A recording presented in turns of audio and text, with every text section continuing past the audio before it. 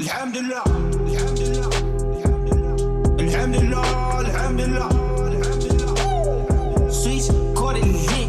Alhamdulillah, alhamdulillah, alhamdulillah, alhamdulillah, baby. Welcome to a brand new Do Not Worry stream, folks. I'm coming to you solo. Not that solo. I got Maki and Nata. Nata's here, folks. Nata's in the house. Let's go. You're listening to Saudi rapper Skinny. Song is called Never Snitch. Whoopsie, sorry. Let me show you guys a bit of what we're listening to right now. I'm just a far with a tool. I just be killing you news. All of my guns hit it blue. Fortnite, I'm getting a loot. Dropping the top of my coupe. Coupe and it came with no roof. This is gonna get us copyrighted. So his name is Skinny. The song is called Never Snitch. He's a Saudi rapper. He was born in Riyadh, etc., etc. He raps in English most of the time, but there's some Arabic sprinkled in there. This is a pretty dope song. Hope you guys enjoy it. 129 of you live in the live chat. We got Ethan's Basement joining us as well. W's in the chat for the VIP Ethan's Basement. It is a rare Nata appearance, folks. Nata doesn't like to share the blankie with Maki, but let's try to see if we can get a better angle of the two of them.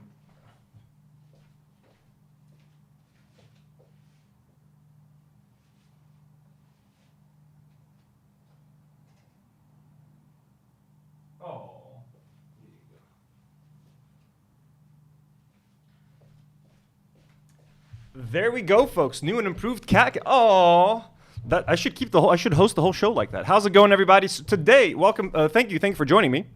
We have a pretty straightforward episode today. It's just me and the cats, and I'm going to be reacting to Willie Mac Show's video about Idubbbz, calling Idubbbz evil.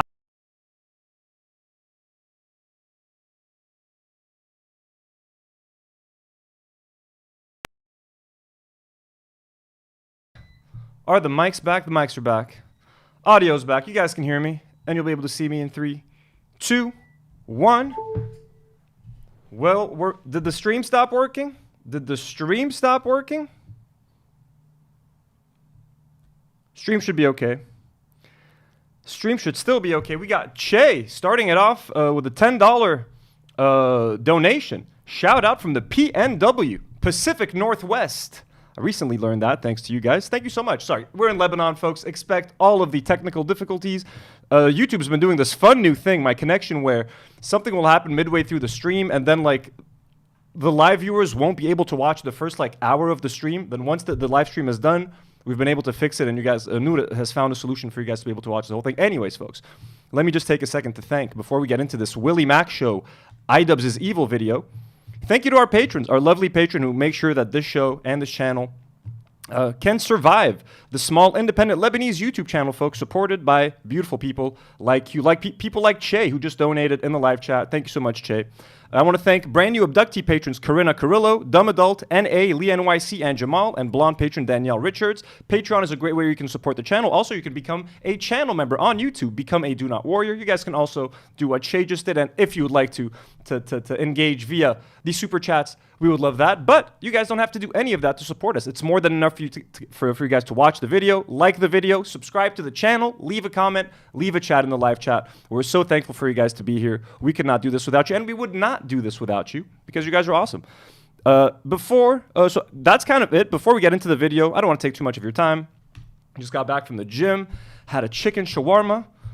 I'm kind of looking forward to having more food. Stay tuned for this week, folks. Patrons, members, there's going to be an exclusive live stream for you guys. Just trying to find the time to do. We've been doing a lot of live streams. Also, might be doing an extra live stream tomorrow. We're still not 100% sure. Che also just became a Do Not Warrior. Thank you, Che. You're awesome. Thank you so much. Very sweet of you. We got 206 of you in the live chat right now. Let us go to that stuff. So first of all, folks, what are we going to be doing? What are we going to be watching tonight? Willie Mac show. Now, I'm going to be honest with you guys. I haven't heard of this guy before, but I see him on Twitter a lot, shitting on Hasan. That's basically all he does. So he's got a bunch of videos here. He did a content cop interview with Destiny. He confronted YouTube's worst journalists. I've heard of this guy. This guy's kind of shitty. He's talking about people like, what was this guy called again? Dr. Disrespect, Sneeko pedophile, racist, and washed up. I mean, look, okay, I don't know. This guy's got various opinions. I'm sure I agree with this guy on some of these people. But I know that he hates Hasan and he's been dick riding Ethan for a long time on Twitter. Oh, look at these peaceful little babies. So we're going to be reacting to his video. But he is not the first man to make a hit piece on Idubbbz. So his latest video, his Idubbbz is unironically evil, featuring Hasan and Denims. I just went to YouTube, okay, and I just wrote, what happened to Idubbbz in the search bar? There's a whole industry. If you guys think that the hating Ethan Klein industry is going strong, let me introduce you guys to something I like to call the hating Idubbbz content industry, folks, where it's the easiest thing to get views. People just hating on Idubbbz, shitting on Idubbbz, and Anissa. Day in and day out. They've been making these videos for years, non-stop. It's been like 4 years. You'd think they'd get over it. They're still making the what happened to Idubbbz's career, how Anissa ruined Idubbbz's career. It's been fucking years. I looked through some of these like as research for this video. It's kind of insane. So this is from 9 days ago. Idubbbz's wife just got destroyed by the internet. 325K views. A month ago, same guy, more Pegasus. Idubbbz TV just destroyed his career. 317K views. This is 8 months ago. Look at this. How Idubbbz lost his entire audience in 1 month. 1.4 million views by Internet Anarchist. 2 weeks ago, same dude, more Pegasus. The Idubbbz downfall has begun. 258K. 3 weeks ago, by Diesel Patches, Idubbbz is desperate. 270K. So anytime Ethan says that I'm the most hated person on the internet or that he's the most bullied person on the internet, someone needs to correct him that no, Idubbbz is probably the most bullied and harassed person on the internet, at least that I can think of over the last few years. He's been getting it from every angle of the internet, all the incels, all the Sam Hyde fans, all the Destiny fans, all the whoever the fuck, bro, all the edgelords. We got a brand new member. Sunflower Dragon just became a Do Not Worry member. Thank you so much for joining the channel and supporting us, Sunflower. We love you so much. So back to these, they never end. The horrific downfall of Idubbbz 7 months ago, 48K views. Again, this more Pegasus guy has been doing a lot of Idubbbz videos. Let's scroll down here a little bit more. Idubbbz is lame now. This is from 2 years ago. So you see they range from like 2 years ago, 9 months ago, 2 weeks ago. Like these things have been consistently happening for years. Again, 2 months ago, Idubbbz is still lame. So Idubbbz is lame now. 2 years ago, Idubbbz is still lame. He had to give us an update, folks. 2 months ago. Idubbbz is going broke by Asmongold TV. Idubbbz fucked up real bad. Now these are recent. Like Asmongold is jumping on the Idubbbz hate train. And yeah, Anissa. The same applies to Anissa. Anissa's getting hate on Twitter, on Reddit, everywhere. This is just a small example. All I did was type what happened to Idubbbz. You'll get a litany of videos, nonstop. Why does Idubbbz hate Sam Hyde? All this sort of shit. So just to give you guys a bit of context of what we're dealing with. So here's the video. I'm going to try to watching it at regular speed. And again, for anyone who thinks that I'm here to shit on Idubbbz, obviously not. I'm a huge Idubbbz fan.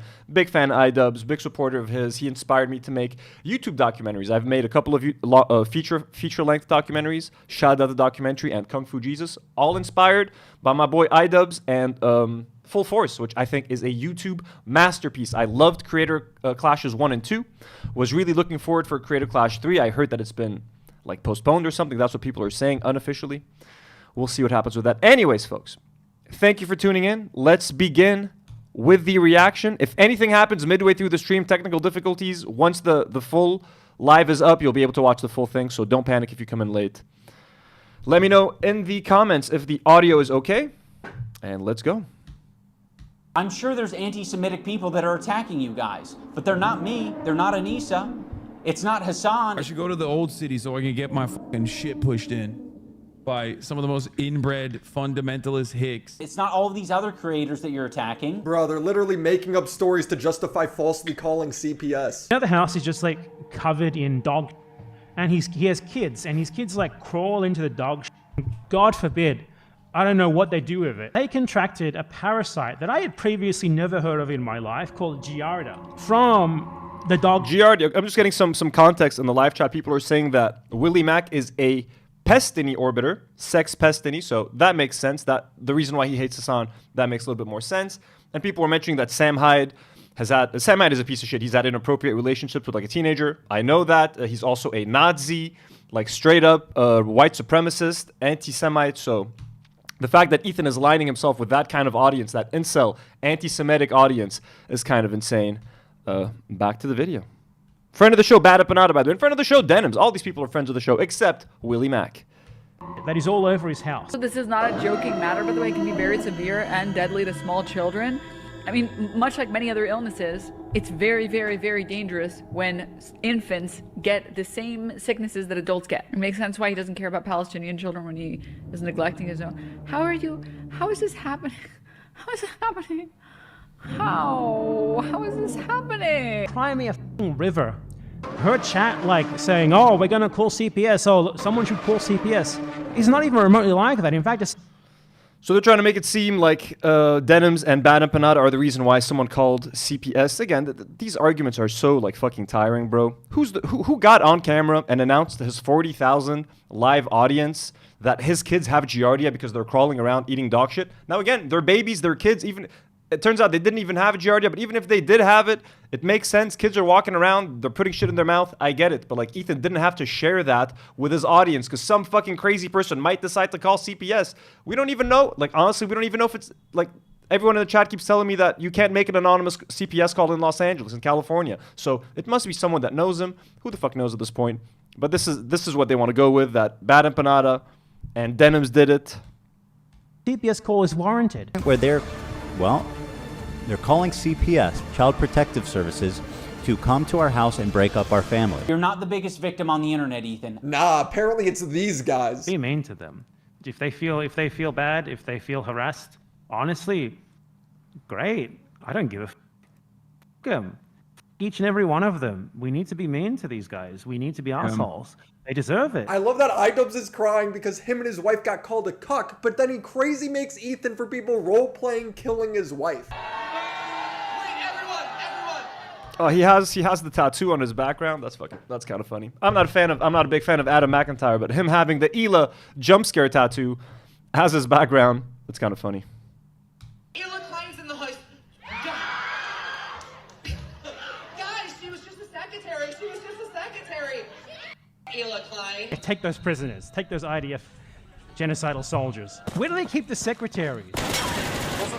Secretary got... Human skulls are getting mailed to their house. Around the same time, we received 2 human skulls in the mail at our home, which led us to having a very pleasant interview with the FBI. Things have progressed well. Let me know in the chat if the audio is okay, if the video audio levels are okay, or if I should raise it or something. Past the point of that's just what the internet does. I'm done being nice to Ethan. I gave it a chance. My sincerity and my empathy in that last video was real. Hasan's fans and orbiters are retweeting people saying, I'd love to swing their kid by the legs into an oak tree over and over again. Maybe if Ethan's able to get some help, maybe if he stops harassing other creators. Wait, what? Tree over and over again. Maybe if Ethan's able to get some help. Empathy in that last video was real. Hasan's fans and orbiters are retweeting people saying, I'd love to swing their kid by... Jake Chinatown. Look, Jake Chinatown is on Twitter, bro. I follow Jake Chinatown. He follows me. He seems like a nice guy. These are like weird... Dude, this is just fucking like weird retweets on Twitter. He's not actually calling for violence against anyone's kids, bro. Like, are you kidding me? Actually, the fact that they use this... So Idubbbz follows a guy who's retweeted this. That means he's a crazy psycho anti-Semite. The legs into an oak tree over and over again. Maybe if Ethan's able to get some help, maybe if he stops harassing other creators, maybe if he does these things, eventually he'll find peace. All of this is happening and somehow Ethan is labeled the harasser. How can you not see what's going on? They're doxing him and trying to take away his kids for mild political differences. That's why this video... Mild political differences? Also, no one's doxing Ethan, bro. Who doxed Ethan? Ethan and his crew are the ones doxing random people on Reddit. They're literally suing people and blackmailing them with like, we're gonna dox you if you don't sign this, if you don't tell us everything we need to know about Reddit. We're gonna fucking reveal your identity to your employers. They're doxing random commenters on Instagram. AB, our fellow, Lebanese AB, Ethan's a researcher, going out there and getting all that data. Sponsored, by the way, this video is sponsored by Aura. Defending a Zionist, sponsored by Aura. video is sponsored by Aura. In a topic where people's personal information is being maliciously shared and posted online, it's an important reminder that people like you... Thanks, Willie Mac, for the Aura. Remember, guys, don't use Aura. Do not use this code. You'd be supporting a Zionist. So fuck Aura for working with this guy. And fuck this guy. All right. The Pigeon, who's been a member for 1 month, thank you, The Pigeon, says, why would I dox Ethan Klein? He is my best friend. Exactly. Thank you, Ethan Klein. This drama stems from Ethan Hasan's 14-day free trial. Thank you, Aura, for sponsoring this video. That's the sound of the police. That's the sound of the beast. This drama stems from Ethan Hasan's disagreements on Israel-Palestine. Now, you might think Ethan must be super far right or something. No, they agree on 95% of things. Oh, 95% of things. Nah, they agree. Just like Ethan believes that Palestinians shouldn't be allowed to leave Gaza because if they do, he thinks they're going to outnumber the Jews and they're going to kill all of them. That's just a 5% difference with what Hasan thinks. Hasan believes in a one-state solution where Palestinians have the right to go back to their land, where they have the same exact rights as Israelis. Ethan Klein believes that if you let that happen, if you let the Palestinians live side by side with the Israelis, they're going to get all their relatives to come back to Palestine, outnumber the Jews, and kill them. That's literally what Ethan and Ela think. So to say that there's just a 5% difference, no, stop it with this bullshit. Stop with the whitewashing of what Ethan is saying. Sure, he says, I want peace. I don't want any more Palestinians to get killed. But ask him how he wants the Palestinians to ask for their rights. Ask him if he believes in armed resistance. Ask him if he believes in... He just wants them to all lay down on the floor like Anne Frank and beg to be given a two-state solution. There's not a 5% difference. Do you think we'd be doing all of this? Do you think I'd be spending the last 6 months doing this if there was just a 5% difference between Ethan and Hasan, bro? Are you kidding me? Do you believe that Israel is committing a genocide in Gaza? Yes. Okay, great. This is a disagreement that you and I have. No, I agree with you. I agree with you. If you want to add that. I mean, he says yes here, but then every other video where Ethan is talking about it, he calls it a war. He calls it a dispute. He calls it a conflict. Here, conveniently, with Hasan, he says, yes, it's a genocide. Every other chance he has to call it a genocide, he calls it a dispute. His wife, Ela, doesn't seem to believe it's a genocide. She doesn't seem to think that the IDF is overusing force. She says she literally sat there. She was like, I deny the fact that the IDF burns people on the daily. We've seen this stuff millions of times before. You know what I'm going to say. Like the genesis of Zionism included, the displacement and, the ravaging of the culture that existed there, then I would agree with you. He even cried for Palestinians getting killed, relating to being in... Yeah, like a year and a half ago, bro.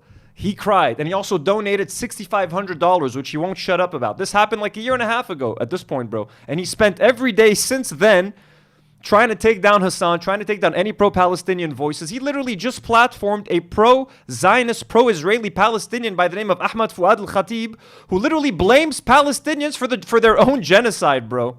So, again... New dad. As a father, it's even hard to talk about. This dude was holding his infant. It was like a year old. He was like patting her on the back and saying like his final goodbye. I mean, didn't expect to get emotional about that, but like, I'm a new dad. Yeah, I'm a new dad. He didn't get emotional since. Not once. Not fucking once, bro. Shit. Really. Someone is asking if my co-hosts turned into cats. Yes, they did. Here is, we have Nour is little Maki. I mean, no, Nour is not. Sorry, she's tinier. And then we got Karine as Maki right there. I've turned them both into cats, folks. That's what happens here. That's what happens on the Do Not Worry podcast. Oh, it's kind of cute that they're both sleeping next to each other because it's very hard to get them to share this thing. Little babies. Little babies. All right, back to the video. Yeah, this wasn't good enough because Anissa is 50% Irish and 50% Lebanese and grew up in Canada, so she can tap into empathy that Ethan can't comprehend. I'll say it for anyone who doesn't know. What does the fact that she's 50% Lebanese and 50% Irish have to do with it? Joshua Keller sends $5. Yeah, it's a genocide, but what about Jewish feelings? Ethan Klein, exactly. Or Zach a couple days ago being like, this feels like the Holocaust again. While they're literally genociding Palestinians, there's a literal Holocaust of Palestinians. Zach thinks it feels like like Holocaust times for the Jews. It's like, are you people crazy? What's going on? Anissa is half Lebanese and half Irish. For anyone unfamiliar, the Irish have been on the receiving end of a lot of oppression and genocide. On the part of the Lebanese, they've received a lot of oppression and attacks from the IDF. So Anissa is very well familiar with the propaganda and the coming out of Israel. Terrible as the Holocaust was, obviously it was horrendous, and how disgusting the doctor was that did the experiments did it on Jewish people. They found a couple of really groundbreaking discoveries through that experimentation. Yeah, she prefers that Nazi propaganda. I am also half Irish, so that makes me an authority. I mean, she said something dumb on stream once. Okay, I mean, I don't want to sound like didn't the Nazis like discover a whole bunch of shit? Like, it's horrible. Of course it's horrible, but like in their quest to like genocide people, they might have made a couple of interesting scientific discoveries. She was just pointing that out. She's not saying therefore it was worth doing a Holocaust. Like, that's not what she's saying. She's just saying like, yo, incidentally, as they were doing this horrific shit, they fucking so happened to fucking discover this, or they discovered that. Like, okay, whatever the fuck, bro. Who gives a fuck? To use that to make Anissa seem like she's anti-Semitic is such a fucking stretch. It's such a fucking reach, bro. Like, oh my fucking god, bro. The Nazis had some of the best fucking scientists in the world. When World War II ended, guess who poached those fucking scientists? The US government. Fucking NASA, bro. NASA. Did I call it NASA? NASA, bro. All of those fucking German scientists that built all those fucking weapons for the Nazis, shipped them over right to the US to work for the US government. So chill the fuck out, okay? Authority on all things in the Middle East, unlike Hasan, who is 0% Irish. Ian does this appeal to authority to make Ethan seem like an idiot, but the authority he's appealing to is Hasan. I would say that Hasan was very well equipped to talk about that topic. He's just got done capturing a massive progressive audience who... Yep, Freud's hot mom is calling it Operation Paperclip. Exactly, that's what it was called, Operation Paperclip. They got all the fucking Nazis, bro. They brought them to the States, okay, and they used them to develop American technology, American weaponry, etc. Who are very politically savvy. They follow Hasan. Hasan is strictly a political streamer. So this is something they're very keyed into. Sorry, Good Citizen says that shirt is so fire, Anthony. Thank you. This is Aaliyah. R.I.P. to Aaliyah. If at first you don't succeed, pick yourself up, dust yourself off, and try again, folks. Dust yourself off and try again. Sorry. Dozens of videos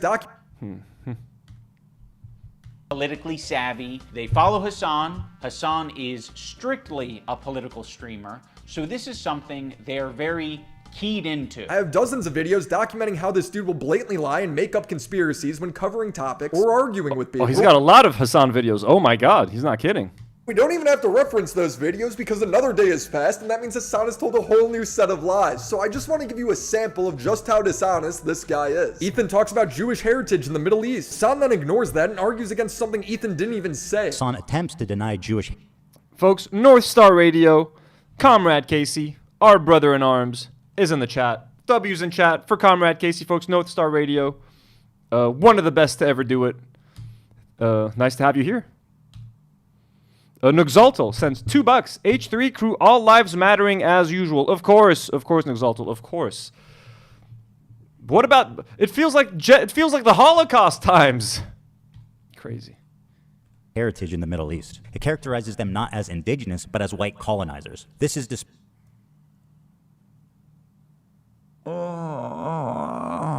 Israeli heritage in the Middle East is now tarnished by... Well, first of all, Israeli heritage in the Middle East. What the f*** is Israeli heritage in the Middle East? That doesn't exist. Shut the f*** up. He didn't say Israeli heritage. He said Jewish heritage. Talking about a 76-year process, okay? You can't really call that heritage in the Middle East, okay? But as far as Jewish heritage in the Middle East, that's valid. You can talk about individually Arab Jews and whatnot, but that's not what you're talking about. You're playing fast and loose, making this dangerous conflation between Judaism and Zionism once again, over and over and over and over again. You're the one doing that. Israeli. Oh, so okay. So one example of Hasan mishearing. He misheard Ethan saying Jewish inheritance or whatever he used as a term, and he called it Zionist. Ethan uses the terms interchangeably. Again, he keeps on insisting that 73% of Jews believe in Israel and 70% of Jews like Israel. That means that 73% of Jews should be considered Zionists. That means, in Hasan's eyes, 73% of Jews are pieces of shit. That's what Ethan is doing in his mind, and like he constantly talks about that. He constantly talks about how most Jews like Israel, believe in Israel. He says that Israel doesn't claim that what they're doing is for the benefit of the Jews. He denies the conflation of Zionism and Judaism. Sam Cedar tried to explain it to him point fucking blank, and Ethan was like, I disagree with you. So there's nothing you could do to change his mind at this point. Sunflower Dragon sends $10. You're a talented broadcaster, Anthony. I'm a new fan. Greetings from West Palm Beach, Florida. I found it personally insulting as a former H3 fan when Ethan said we've all been brainwashed by Hasan. Well, thank you, Sunflower. I don't think I'm a talented broadcaster. I'm very live streaming has been giving me a lot of anxiety and all these technical difficulties, but thank you. Your kind words have given me the confidence that I need to proceed, strength I need to believe. But no, thank you so much. Very sweet. Thank you for the donation. And yeah, no, exactly. It's kind of offensive, and what he's doing is he's currently brainwashing all of his young, impressionable fans, and all these like fucking Sam Hyde, sex pestiny people, whoever's still listening to Ethan. They still have a big audience, and we have to just try to make sure we combat that brainwashing. And with your support, we can continue to do so. So thank you so much, Sunflower. EU Watson just gifted 5 Do Not Worry memberships. Thank you for the gifted EU Watson. We love you so much. Back to the reaction. Is denying Israeli heritage in the Middle East. The Israeli heritage in the Middle East, you know what that is? Death and destruction, genocide and apartheid. That's the only thing that Israeli heritage is in the Middle East. If you're talking about Jewish heritage in the Middle East, that's a little different, of course. That's literally what he's talking about. Ethan won the argument without even being there. Hasan's chat finally corrects Ethan won the argument without even being... What kind of ass-licking shit is this, bro?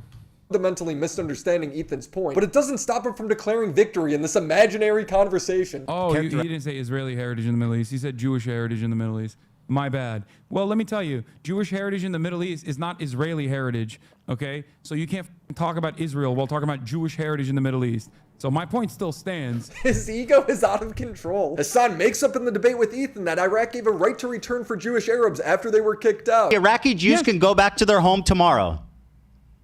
The Egyptian Jews can go back to their homes tomorrow. Absolutely. That is insane. You are fucking out of your mind. Yes, they can. Okay, they how? Tell me how. Can. How did the Jews go back to their homes? Look, Hasan does oversimplify this point. Like when he talks about, well, they can just go back tomorrow. Just being realistic. If someone's been living in Israel for 20, 30, 40, 50, 60 years, they're not just, okay, let's say Iraq is like, hey, you can come back.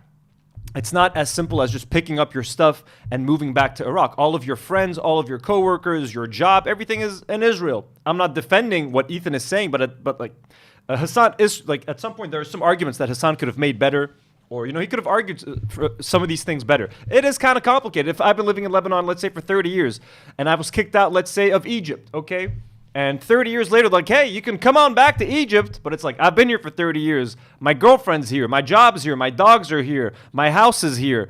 My business is here. I mean, I guess I can come back, but like, it's not that simple. That's all I'm saying. Like, Hasan making it seem like they can just pick up their stuff and go back. Sure, having the option to go is definitely a possibility. But they are legally allowed to go. They're legally allowed to go, yes. But I'm just saying that contextually, for someone who is currently in Israel, it's going to be hard for them to just let everything go. But if they want to go back, they can go back. That's all I'm saying. Kenda Ali sends $2. How is Maki? I just got here. Maki is doing great, and he's not alone. He's chilling with Nata today. Nour is saying, I think Ethan means if they go back, they get killed. Then that's crazy. No, if that's what he means, that's really stupid. All I'm saying is it's complicated for someone to go back home. Like that's what I mean. But yeah, can they get killed? Of course they're not gonna get fucking killed, bro. I understand why they wouldn't want to. Here, let's watch that again. With Ethan that Iraq gave a right to return for Jewish Arabs after they were kicked out. Iraqi Jews can go back to their home tomorrow. The Egyptian Jews can go back to their homes tomorrow. Absolutely. That is insane. You are fucking out of your mind. Yes, they can. Okay, how? Tell me how. How did the Jews go back to their... They don't want to, and I understand why they wouldn't want to, because America they want to. destroyed Iraq. Why but would yes, they could. LonerBox immediately pointed out that Iraq return laws specifically... So yeah, they can return. Okay, so got a couple of... I'm going to catch up with the donations in a second, everybody. So what did LonerBox say here? If a non-Iraqi acquires Iraqi nationality, his minor children shall be Iraqis, provided that they are residing with him in Iraq. If an Iraqi loses Iraqi nationality, his minor children shall consequently lose that nationality. They shall be considered Iraqis for 1 year, effective the date of the return. Excluded from the benefit of this provision shall be the children of Iraqis denaturalized by virtue of the provisions. If an Iraqi loses Iraqi nationality, his minor children shall consequently lose that nationality. Notwithstanding, they may restore Iraqi nationality upon their request if they return to and reside in Iraq. They shall be considered Iraqis for 1 year, effective the date of return. Law number 1 of 1950, entitled Supplemental Ordinance. In fact, deprived Jews of their Iraqi nationality, stipulated council may cancel the Iraqi nationality of the Iraqi Jew who willingly desires to leave Iraq for good. May cancel, okay, but they can get it back when they come back, right? This ain't making no sense. I don't understand the point he's trying to make. A couple of generous donations here. Veronica H. Song sends 30 shekels. Hi from a fan from Israel. Not for long, inshallah. Well, thank you. That'll be great. Get the fuck out of there. Thank you for this important show. I'm an anarchist, but regardless, Israel is a shitty, racist, cruel country. People are stupid and so evil. Holy shit, Veronica, we love you. That's such a meaningful... I mean, I'm sorry. We are a bit rough about Israel over here. I just did a live stream like last week about how Israeli society is kind of insane, from the music they're listening to the shit they watch in the media. So to hear from you, that's W's in the chat for Veronica, folks. A very courageous super chat to send. W's in the chat. Not everyone in Israel is a psycho. Veronica is one of the good ones. Noura sends $20. Very generous. Thank you so much, Noura. God, I hate those slop YouTubers. Noura, we hate them so much. But I'm only thankful for them because they brought me you guys. These slop YouTubers have brought us together. So thank you so much, Noura, for the generous donation. It keeps us going. And Paris Shirley sends $10 and says, please enlarge the cat cam a little. I don't know how to enlarge it from the side over here on the split screen on the desktop. And if I risk doing that now, I think I'm going to fuck it up. Let me try to see if I can do that now. Oh, there we go. I can do it. Look. This one's for you, Paris Shirley. Thank you so much, Paris, for the generous donation. All right, back to the video, folks. And here, Paris, here's a full screenshot of the cats. Just for a second. There you go. Oh, little Nata, little tiny baby Nata. Excludes Jews. He can't even tell the truth about the pop he's drinking. Hold on, what are you drinking? It's a Dr. Pepper cream Isn't that soda. who owns that? I don't know, but it's not on the BDS national BDS list. We'll double check. Yes, I'm 100% sure. Oh, he's lying about... He came into his... He's lying about the drinks. Oh, there's a literal fucking genocide happening. This guy's... Hasan is lying about Pepsi. He doesn't know if Dr. Pepper's on the BDS list. Like, bro, they're turning a fucking genocide into like such stupid internet drama and stupid slop content. He told Ethan this, but he wasn't drinking a Pepsi. Bro, my people are dying. Ya Hamad, Willie Mac, Zabir Aide. Hey, oh, dumbass, dumb fuck. People are fucking dying. No one gives a fuck if someone's drinking Pepsi or Coca-Cola. I'll be fucking honest with you. Go ask the people in Gaza right now if they give a fuck if Hasan had a Pepsi, a Coke, or a Dr. fucking Pepper. They don't want to lose their fucking legs. They don't want to lose their fucking parents, bro. Stop it with the dumb... Oh, gotcha there. Gotcha there. You're having a Pepsi. You're having a Dr. Pepper. كسخت هبلك bro. حشت سخفوا الموضوع bro. عم بيسخفوا موضوع موت. People are fucking dying, getting butchered in the fucking streets, and they talk about it like it's a fucking game. You had a Dr. Pepper. Oopsie. Fuck you, you dumb fuck. He's got his fucking TVs behind him like this is some kind of fucking newscast. You happy with yourself, you fucking dumbass? What the fuck is this? Single Google search that shows that the owner of Dr. Pepper is a staunch Zionist. The point of this isn't that Israel is in the right or all Palestinians are bad. It's to show that he will confidently lie if it makes him look better in the moment. He didn't know about any of these things, yet he lies to try and act like he's in the right on all of them. It's effortless for him. And it's because he doesn't care about the truth. Oh my god, who cares? Who cares? Who cares, bro? Who cares? Who fucking cares, bro? Okay? I watched The Last of Us Part 2. Season 2, okay, does that make me... It's a fucking Zionist show made by a fucking Zionist, and it's a fucking piece of shit. Like, I like the first game, I like the first season. The second game, the story, fucking sucked. Season 2, fucking sucked. I still kind of wanted to watch it. I felt like watching it. That I betrayed the people of Palestine? Is that a fucking gotcha right there, because Neil Druckmann is a Zionist? No, and besides, and I'm going to talk about Neil Druckmann and how The Last of Us is a Zionist show on this stream, like, another time. But, like, fuck this shit, bro. That's not what matters. Truth. All he does is anti-West propaganda. It's his brand. Just like I do propaganda. I'm a propagandist. Well, no. For the record. And when you call him out on it, he doesn't correct the record. No, he molds and hides behind the dead bodies of Palestinians to avoid accountability. I will never forget these. And then it's not even on the BDS list. So like his entire argument is useless. But like even if it were, bro, who gives a shit? Who gives a shit? BDS and boycotting helps. It's a good thing like to do, to put pressure on someone. But like at the end of the day, that's not what's gonna make the fucking difference, okay? Monstrous pieces of for looking at a situation like the one happening, the one unfolding in Gaza, and choosing to never say anything about it, only to then make these drama videos to call out the people who call out the Israeli government. It is disgusting. Nobody cares that you criticize Israel. It's that you're making stuff up. He will then slander people for calling him out, repeating that LonerBox and Destiny were paid by Israel to go to the West Bank. The account that made the claim admits to making it up. Doesn't matter to Hasan, still reports the lie. It actually is true that they were paid, bro. It is actually kind of true. So I have a document here. We were planning on talking about this before. Someone emailed us, bro, on the Do Not Worry podcast, like a whole email. He has tax records of LonerBox. Fucking seriously. He's got tax stuff from LonerBox, bro. I don't know if I can even find this stuff. Where is it again? He sent us a fucking tax document, bro. I don't know if I have it still, man. We removed all of the private information on there. Let me see if I have. I don't know if I have those documents anymore, but someone literally sent us a tax document. LonerBox was paid by some kind of American super PAC, like a couple $1,000s to go to Israel, bro. Like straight up. Nour, if we still have those, please put that document, the tax document that we sort of scratched off his details from. Would be good to show it sometime. Not right now, obviously. We redacted all of his private information. I just don't know where it's at anymore. I don't remember where we put it. LonerBox. Might have lost it, honestly. It's 172. 173. Oh, I have it. Here we go. Let's make sure. They're saying I might get a strike. Okay, so look. It's a progressive victory pack. His name is there.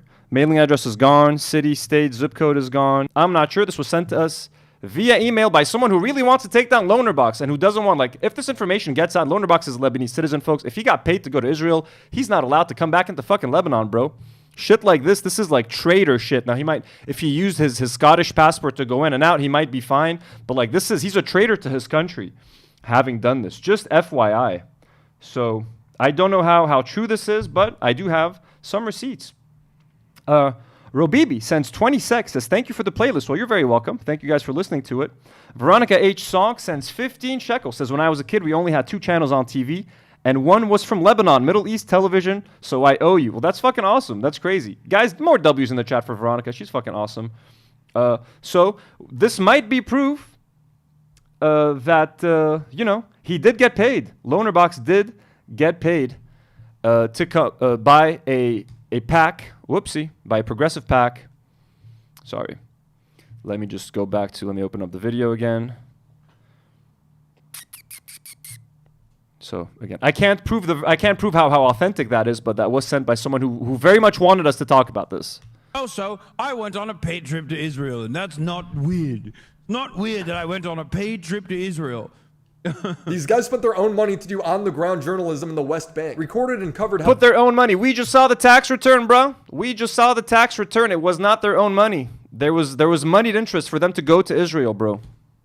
The IDF burnt down fruit markets of civilians, interviewed tons of people. Well, they're Israeli operatives because they don't agree with every single thing that Hasan says. Hasan goes on vacation to France, Japan, Australia, all over the course of the war, and then reads Twitter for his research. Yet he claims he's doing the important journalism. But if it's between me going live and giving you 10 hours of on-the-ground, 10 hours of report... Sorry, what was he saying about them going to Israel? Interviewed tons of people. Well, they're Israeli operatives because they don't agree with every single thing that Hasan says. Hasan goes on vacation to... They interviewed tons of people in Israel to give you the Israeli perspective. Trip to Israel. These guys spent their own money to do on-the-ground journalism in the West Bank, recorded and covered how the IDF burnt down fruit markets of civilians, interviewed tons of people. Well, they're Israeli operatives because they don't agree with every single thing that Hasan says. But they're Israeli operatives because they think that they denied that the IDF snipers children. They denied that there's a genocide going on. They think that Palestinians are getting shot in front of cameras on purpose to garner sympathy from people. That's what fucking Destiny and LonerBox say on their fucking live streams, bro.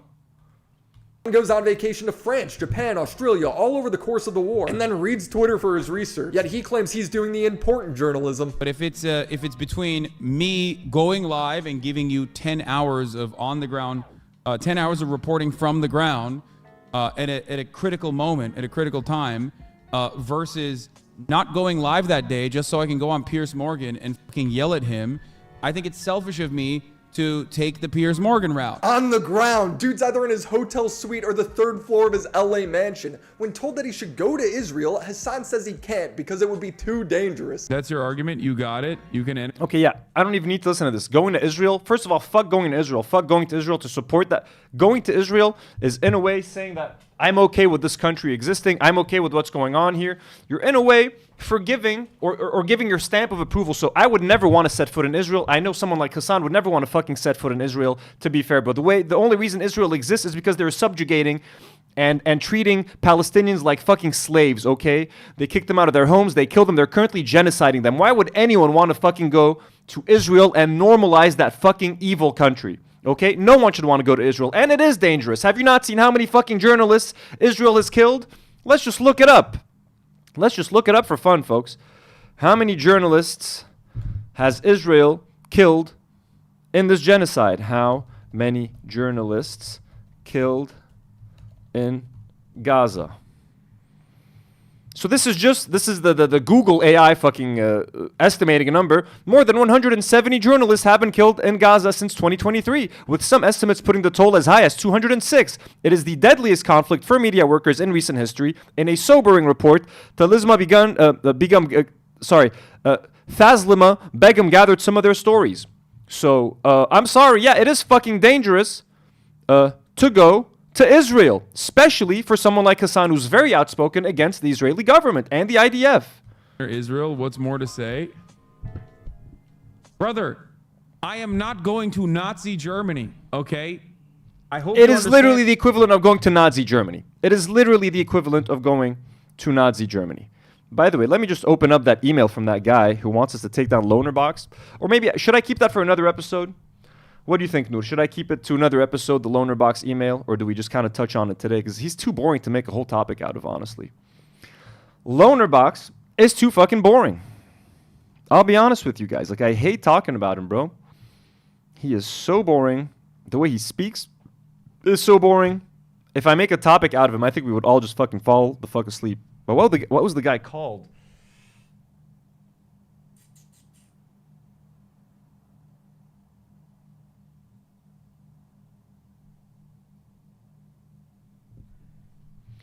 I can't find this. Where was his email? Okay, fuck it. We don't have to do it now. I'm not going to find it. Close. Back to the video, folks. Nour, if you could re-forward that email to make it top of the list, please. Brother, I'm not going to Israel so you can execute me, okay? Stop demanding that I go to Israel. Stop demanding that I go to Nazi Germany. He was invited to do actual journalism in Gaza, but wouldn't because they couldn't guarantee his safety. The thinking about going to Gaza thing is also kind of stupid because I was invited by literal journalists that work because they couldn't confirm his fucking safety. Again, this guy, bro, a viewer of our show, man. We talk about her all the time. Christina Asi, she's a photojournalist, bro. She got her legs blown off, bro. She was at the border doing her job, and her co-worker, a journalist and photographer, Haysam Abdullah, got fucking killed. Lebanese people on the Lebanese border, bro. She watches the fucking show.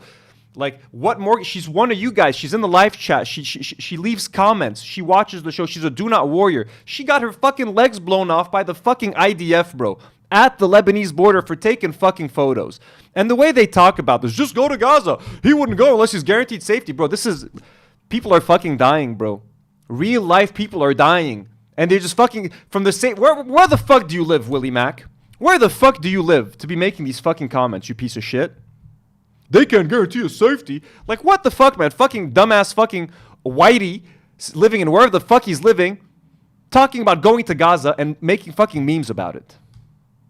Real. Stop demanding that I go to Nazi Germany. He was invited to do actual journalism in Gaza, but wouldn't because they couldn't guarantee his safety. The thinking? But wouldn't because they couldn't guarantee his safety.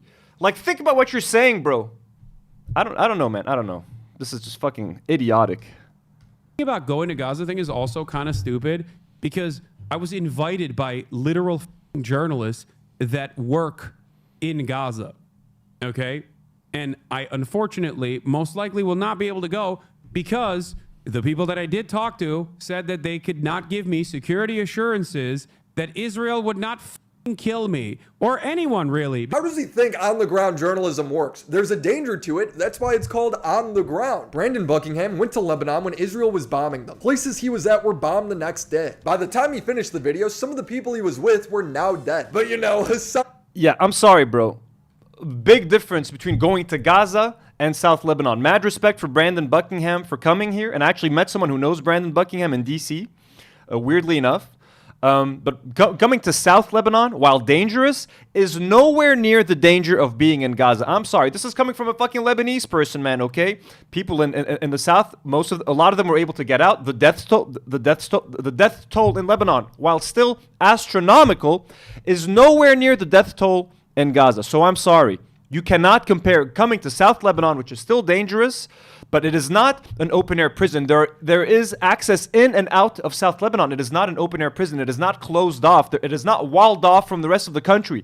People can drive into the South and drive out of the South. People can drive into Dahya and drive out of Dahya. Is it dangerous? Yes. Is it anywhere near the danger that is in Gaza? Absolutely not. Using Brandon Buckingham coming to South Lebanon is... Tell him to go. Tell Brandon to go to Gaza. And let's see what he'll tell you, bro. What the fuck are you talking about, bro?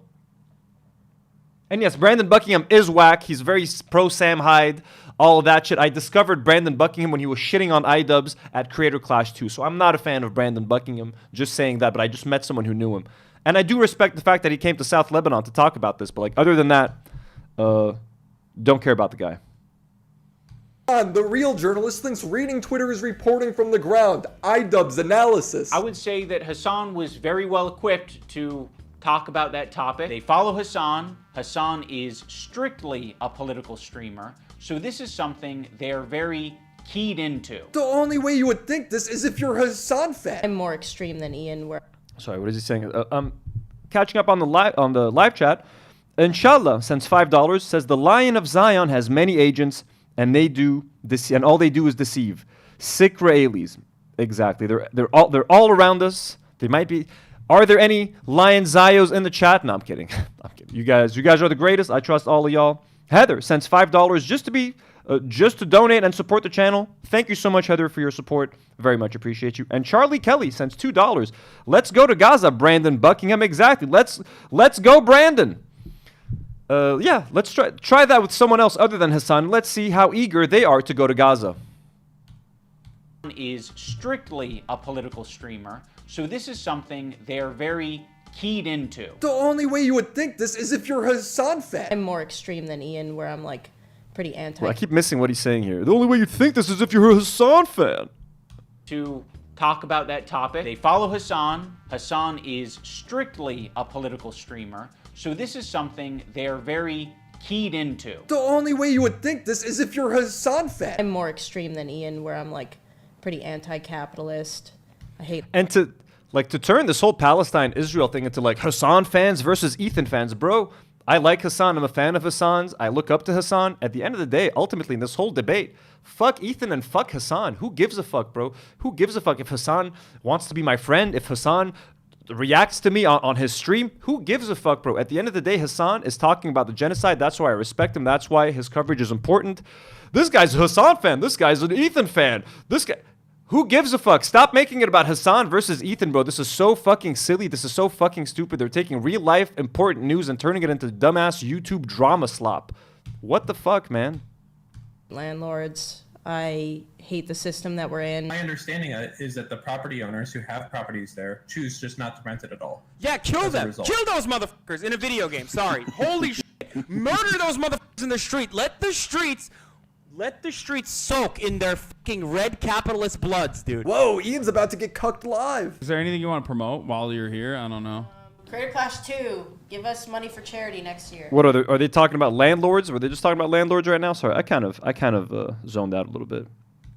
All right, Creator Clash 2, guys. They raised $0 from Creator Clash 2. Even when Ian describes Hasan's America deserved 9/11 moment, he makes it sound so much more nuanced and sophisticated than it actually was. An anger-induced crash out. America deserved 9/11, dude.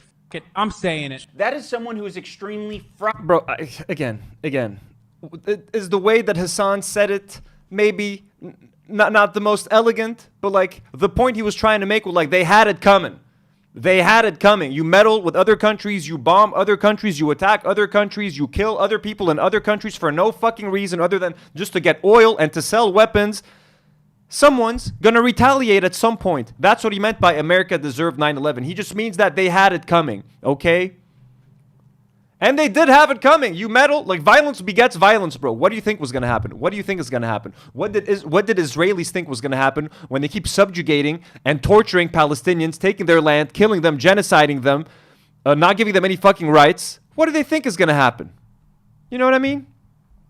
Crazy. Nuxalto sends $2. Hasan actually has a degree in political science. Of course, Willie Mack has a degree in fucking, I don't know, bro, YouTube.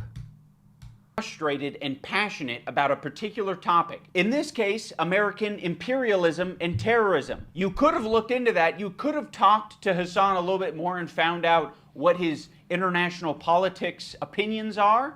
But you wouldn't even need to do that. You can look at it online. If you look at it online, Hasan crashed out because Dan Crenshaw mentioned that military bases are an important part of national and global security. You're not the only one that's told me this, and particularly not the only one that's told me this that has a military background, saying it's virtually impossible to prevent any of this stuff without having bases over there. That's 100% right. Yeah, I mean, and you need that relationship with the host nation, of course, that you want to partner with, and that's generally what we do, especially in the special operations community. Hasan's academic response was to say that Dan deserved to be raped by soldiers. What the f is wrong with this dude? Didn't he go to war and like literally lose his eye because some mujahideen, a brave soldier, his eye hole? To say that the only way to maintain global peace is to have American military bases in most countries is fucking absurd. Of course, it's just another reason for America to get land in some of these places. Like the American embassy in Lebanon, I've talked about this before. If you guys look at the American embassy in Lebanon, bro, they've taken over a whole fucking mountain. They've built a fortress. American embassy Beirut. And while it's not technically a military base, it might as well fucking be. Like, I consider it a military base. They have, look at this. Look at this, bro. It is literally gigantic. Let's wait for this photo to load up a little bit. They have literally taken over an entire mountain. They shaved off. They flattened the mountain. Why is this picture so fucking bad? Let's try this one. Look at this. Look at the American embassy in Lebanon, bro. They've taken over an entire mountain, shaved it off, flattened it. There's like apartments, there's like hotels, there's like basketball courts, swimming pools, shopping, like fucking they can get groceries and shit. Like they've made it so that whoever's staying at the embassy, in case there's like a war or something, they can stay there. They won't need to leave the embassy. They can do and get everything they need at the embassy. This is fucking massive, bro. So like when Israel was bombing Lebanon, I put out a tweet being like, literally the safest place in Lebanon right now is the American embassy. The Israelis would never bomb the U.S. embassy. It is an impenetrable fortress. They have taken over an entire mountain. They bought so much land. Okay, look at this. Does this look like an embassy to you? Embassies in most countries are like an office on like a floor in an office building, bro. Look at this. Okay, that's insane. It's insane. This is massive. You can't, like, I don't know if you guys can, like, this is an apartment building right here. I don't know if you guys can see the scale. You know what I mean? Like, this is right here. That's one apartment building. Okay, look how many apartment buildings are in this whole fucking thing. Crazy shit. So yeah, no, we don't need more American bases in other countries, bro. That's not how it's gonna work. Good old Willie Mack. Willie Mack show. Haley D says, what towers? Haley, that story's supposed to be private, Haley. No one's supposed. I think did I tell that just to members, right? Only members know the what tower story. Maybe you guys will get lucky some other time. But Haley with the inside jokes. Haley, we love you so much. Thank you for all the support. Half of the members, folks, are thanks to Haley. Thomas Jerome Newton sends 5,500 CLP. Take into account who financed bin Laden, with whom his family was involved with, and the ease of infiltration on 9/11. Of course, bin Laden had a lot of ties to America. There's a lot of conspiratorial things that are true about 9/11, folks, and a lot about all the shit that happened. Dick? Isn't that how he lost his dumbass eye? Because he got his eye hole by a brave soldier? America deserved 9/11, dude. We totally brought it on ourselves, dude. Holy shit. And what's funny is if Hasan just played 20 more seconds of the video, Dan would have acknowledged Hasan's frustrations. Again, I'm not. I think it is reactionary to just assume that we have bad intentions all the time and that everything is America's fault. I hear that constantly. Mostly coming from the left, but that isolationist sentiment certainly comes from the right as well.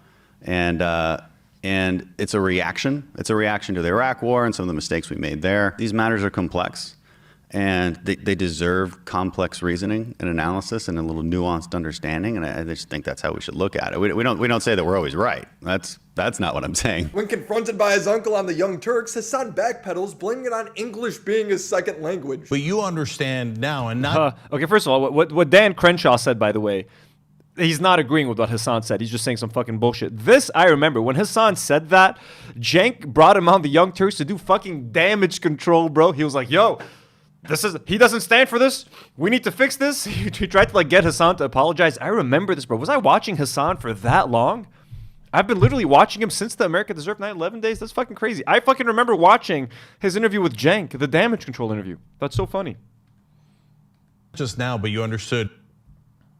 Blaming it on English being his second language. But you understand now, and not just now, but you understood fairly soon after you said it, that saying Americans deserve 9/11 is a completely different statement and one that's wrong. No, I didn't say Americans deserve 9/11. I said America deserves 9/11. Right, but that's and still in that wrong. Moment, well, maybe you could chalk it up to English being my second language or whatever you want to chalk it up to. This wasn't a thoughtful commentary. It's him having an emotional outburst instead of engaging with why Dan is wrong. Maybe he is. I don't know. And then avoiding accountability when he gets criticized. He does this with everybody when the conversation gets slightly complex. I would love to chalk all this up to Ian just not knowing what he's talking about, but by the way, he's mainly talking about Hasan in this video. Like, this is called Idubbbz is evil, but he's mainly talking about Hasan.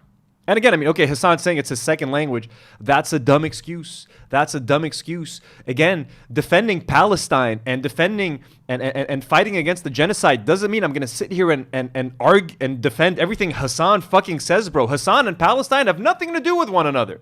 They're completely independent of the other. I can sit here and talk about Palestine and Gaza and never even know who Hasan is or was or does, bro. So again, this whole, but Hasan said that. Who cares? Who gives a fuck, bro? It's much more malicious than that. Ian is leaving out context on purpose. Just got done capturing a massive progressive audience who are very politically savvy. They follow Hasan.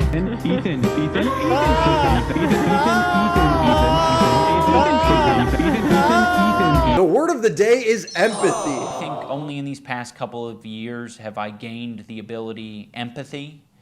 And I'm very ashamed to admit that. It sounds really pathetic to say at the age of 32, I've acquired empathy. It is. Idubbbz understanding the word empathy confuses me a bit. You see, when Ethan told a story about how CPS was falsely called because he talked about his kids getting sick, I felt bad for Ethan. Ian felt bad for the accusers. I just can't help myself but feel for other people's pain and suffering now. Now, once in the initial Content Cop video, did Ian mention that CPS was falsely called on Ethan and Hila? It makes the entire video horribly dishonest because it is the— Hey, we made an appearance. Look at that, was folks. falsely called on Ethan and Hila. It makes the entire— Aww.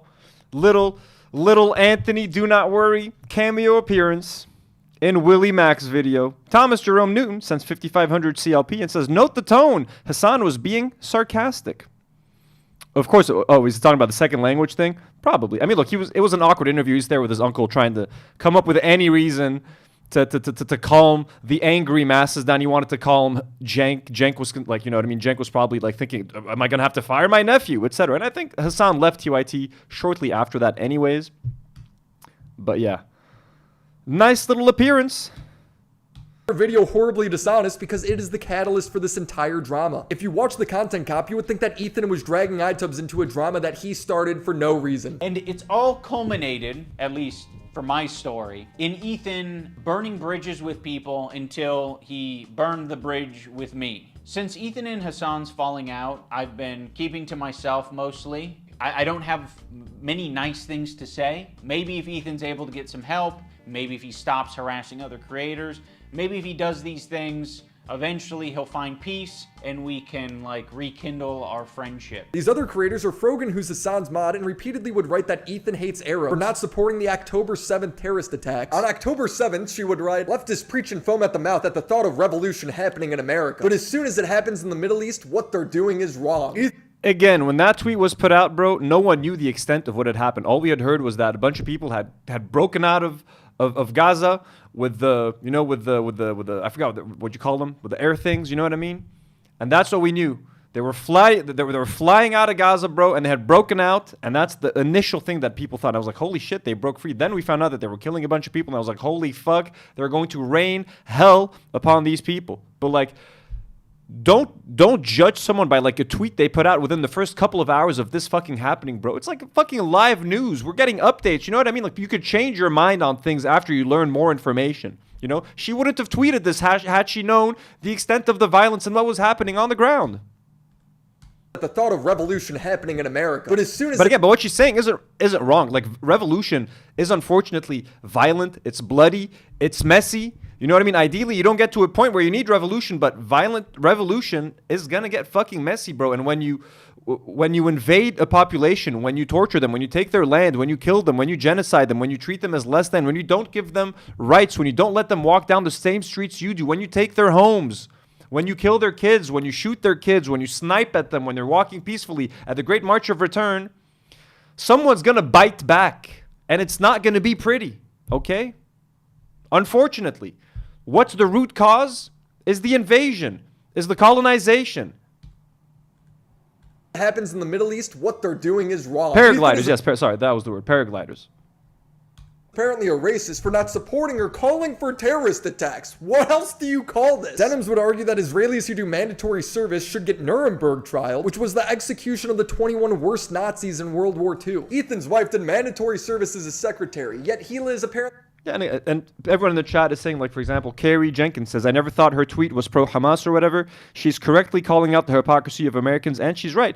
No, exactly. And Americans have no problem celebrating, I use this example all the time, they have no problem celebrating violence when it's fictional, science fiction rebels. They love the Star Wars rebels. Then they watch Avatar, when the Na'vi are fighting the evil humans. They love the rebels, and they love resistance, and they love rebellion. When it happens in real life, and real life rebels are defending themselves against a real life colonizer, a real life oppressor. Oh no, holy shit, it's terrorism. It's terrorism. Well, in that case, Luke Skywalker, Han Solo, and Princess Leia are terrorists. Jake Sully and Neytiri from Avatar are terrorists. Whatever the fuck, Lisan El Gaib and all those folks from Dune are terrorists. I don't make the rules. Katniss Everdeen is a terrorist.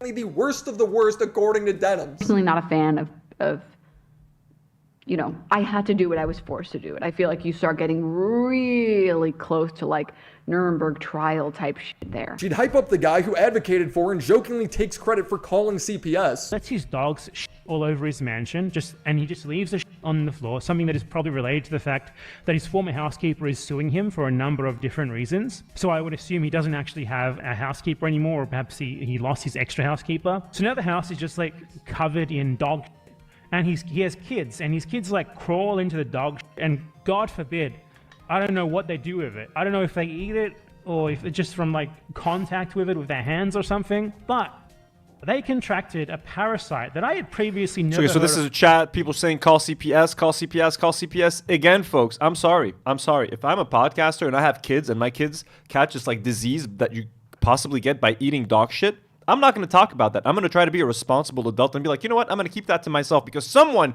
listening might be like, this guy's an irresponsible parent. This guy's sitting out here talking live on camera that his 2 kids ate dog shit and contracted some weird random ass fucking disease and they're having diarrhea and now his wife got it and now he's gotten it and he's fucking talking about it openly. And you're doing that while you're beefing with half the internet, while you're threatening to sue half the internet, while you're threatening to sue random Redditors, you're threatening to sue YouTubers. So if it is a random person that did call CPS and not the housekeeper or not like a doctor or something, you're also kind of asking for it. I'm not saying they deserve it. I'm not saying Ethan and Ela are bad parents and that CPS should have been called, but like, what do you expect when you're out there saying this shit on a live stream to 30,000 people, bro? What the fuck do you think is going to happen? In my life called giardia from the dog that is all over his house. Dude, how is it that like maybe once a week I look into what Ethan Klein's been up to, and every time I manage to find more and more terrible shit. Also, this is not a joking matter, by the way. It can be very severe and deadly to small children. I mean, much like many other illnesses, it's very, very, very dangerous when infants get the same sicknesses that adults get. There are lots of things that you can get as an adult. You're totally fine. You'll be A-okay. No problem. A child, a small infant that has no immune system, shouldn't be catching anything. This chat is an edit compiling the worst messages from Denims chat, but they are real. You can see the same messages in the top right, which is her live chat. So the guy who made the video is advocating CPS take his kids away. Denims is talking about how careless and shocking it is of Ethan to put his kids in so much danger, as her chat is also echoing that his kids should be taken away. On top of wanting Gila, the mother of his children, executed, which bad Empanada role plays. Secretary got. Meanwhile, Ian's saying, look how unhinged and crazy Ethan's acting. He even went after Matt Leeb. He's finding new people every. Again, this is also. I mean, we've talked about this ad nauseum. I don't even know if I should like still comment on some of these things, but like, bad Empanada just fucking around playing a fucking video game is in no way threatening Ela Klein, bro. I'm sorry, bro. Like, what are we doing here? The top right, which is her live chat. So the guy who made the video is advocating CPS take his kids away. Denims is talking about how careless and shocking it is of Ethan to put his kids in so much danger. I mean, it is pretty, I mean, I'm sorry, it is pretty careless for someone to talk about how his kids got giardia by crawling around and eating dog shit. It is careless. It's careless, bro. CPS probably shouldn't have been called on Ethan, but like him talking about this to 30,000 live viewers is extremely careless and extremely irresponsible. And he can't be shocked when something like this fucking happens, bro. If I sit here and tell you guys that like my cats got some really rare disease because they're walking around eating fucking dog shit or something, someone might call animal services and be like, yo, I don't think this guy should have cats. He's talking about how they're getting this fucking rare disease by eating fucking dog shit or something. Like, you know what I'm saying? I would know better than to tell you guys these sorts of things, bro. Chad is also echoing that his kids should be taken away. On top of wanting Gila, the mother of his children, executed, which bad Empanada role plays. Secretary got. Meanwhile, Ian's saying, look how unhinged and crazy Ethan's acting. He even went after Matt Leeb. He's finding new people every day, basically, to get in fights with. Of all people, this guy, Matt Leeb. Matt Leeb is in this, like, middle tier. His valuable association is Rhett and Link. So, Rhett and Link, conveniently, are also in this category of popular and powerful men who Ethan does not want to burn bridges with. I think Ethan only respects power right now, which is one of the reasons I made this video in the first place. The important context, Ian, is that Matt Leeb is constantly platforming bad Empanada as a good guy. We both have bad in our...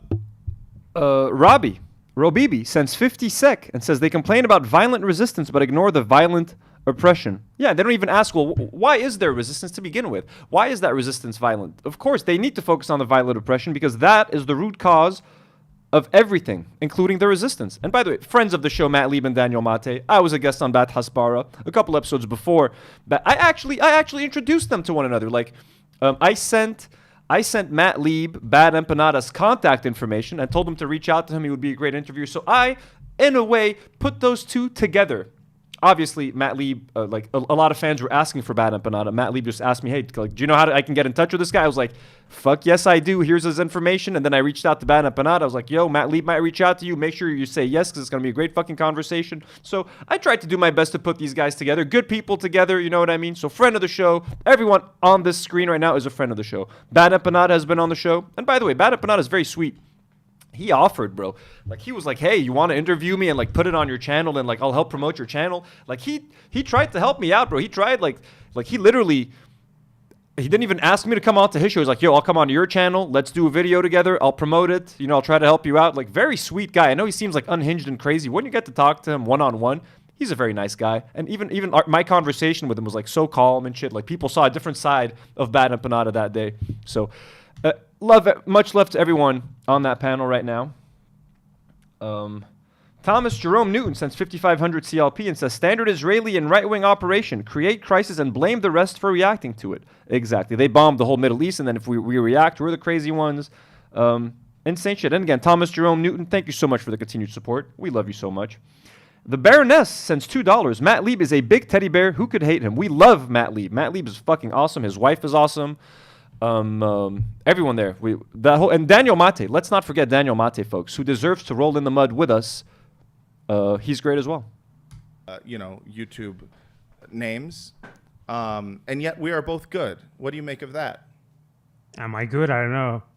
I think you're good. Matt Leeb has also tweeted out, we gotta save them kids, referring to people trying to get CPS to take away Ethan's children. It's a joke, bro. Matt Leeb is a fucking comedian. We gotta save them. He's literally, read the whole fucking thing. He says, I'm 100% anyone calling CPS on YouTubers they don't like. Then he says, 48 hours of being harassed by Ethan Klein later. We gotta save them kids. It's a joke, Willie Mac. It's a fucking joke, okay? Stop trying to act outraged over something that is obviously a joke. You know it's a joke. Ethan knows it's a joke. Shut the fuck up. Thank you very much.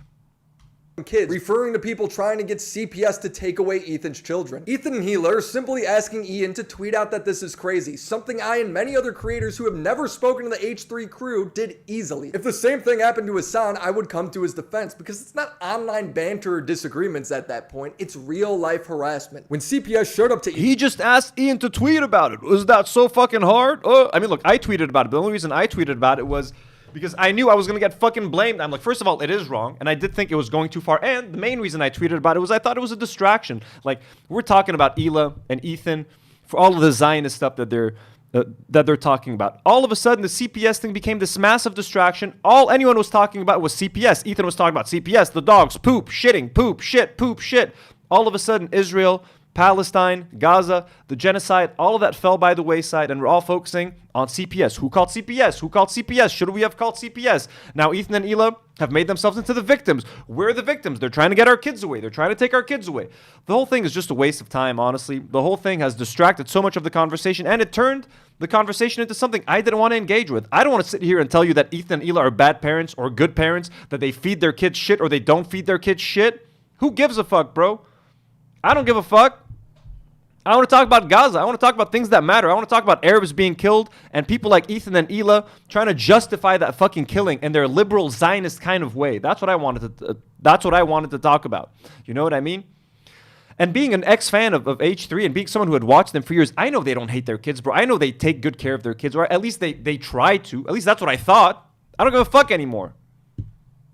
Ethan's house, Denims seemingly justifies it, saying kids can't form memories at 5, so who cares? I think it's embarrassing for Hila here to be like, this is so traumatic for the kids. You're trying to traumatize the children. It's like, dog, you literally, the vast majority of people are, like, are not remembering anything that happened to them at 3. It's just sympathy, right? It's just, she's just pulling like the IDF classic card of like, please, my life is so difficult. Please, everyone that is against us needs awful experiences because we're the ones dealing with the real awful experiences. You're trying to take her kids away. That seems reasonable to complain about as a mother. I was like, I really don't want you to create any bad memory here for them. Like, they are 5 and 3.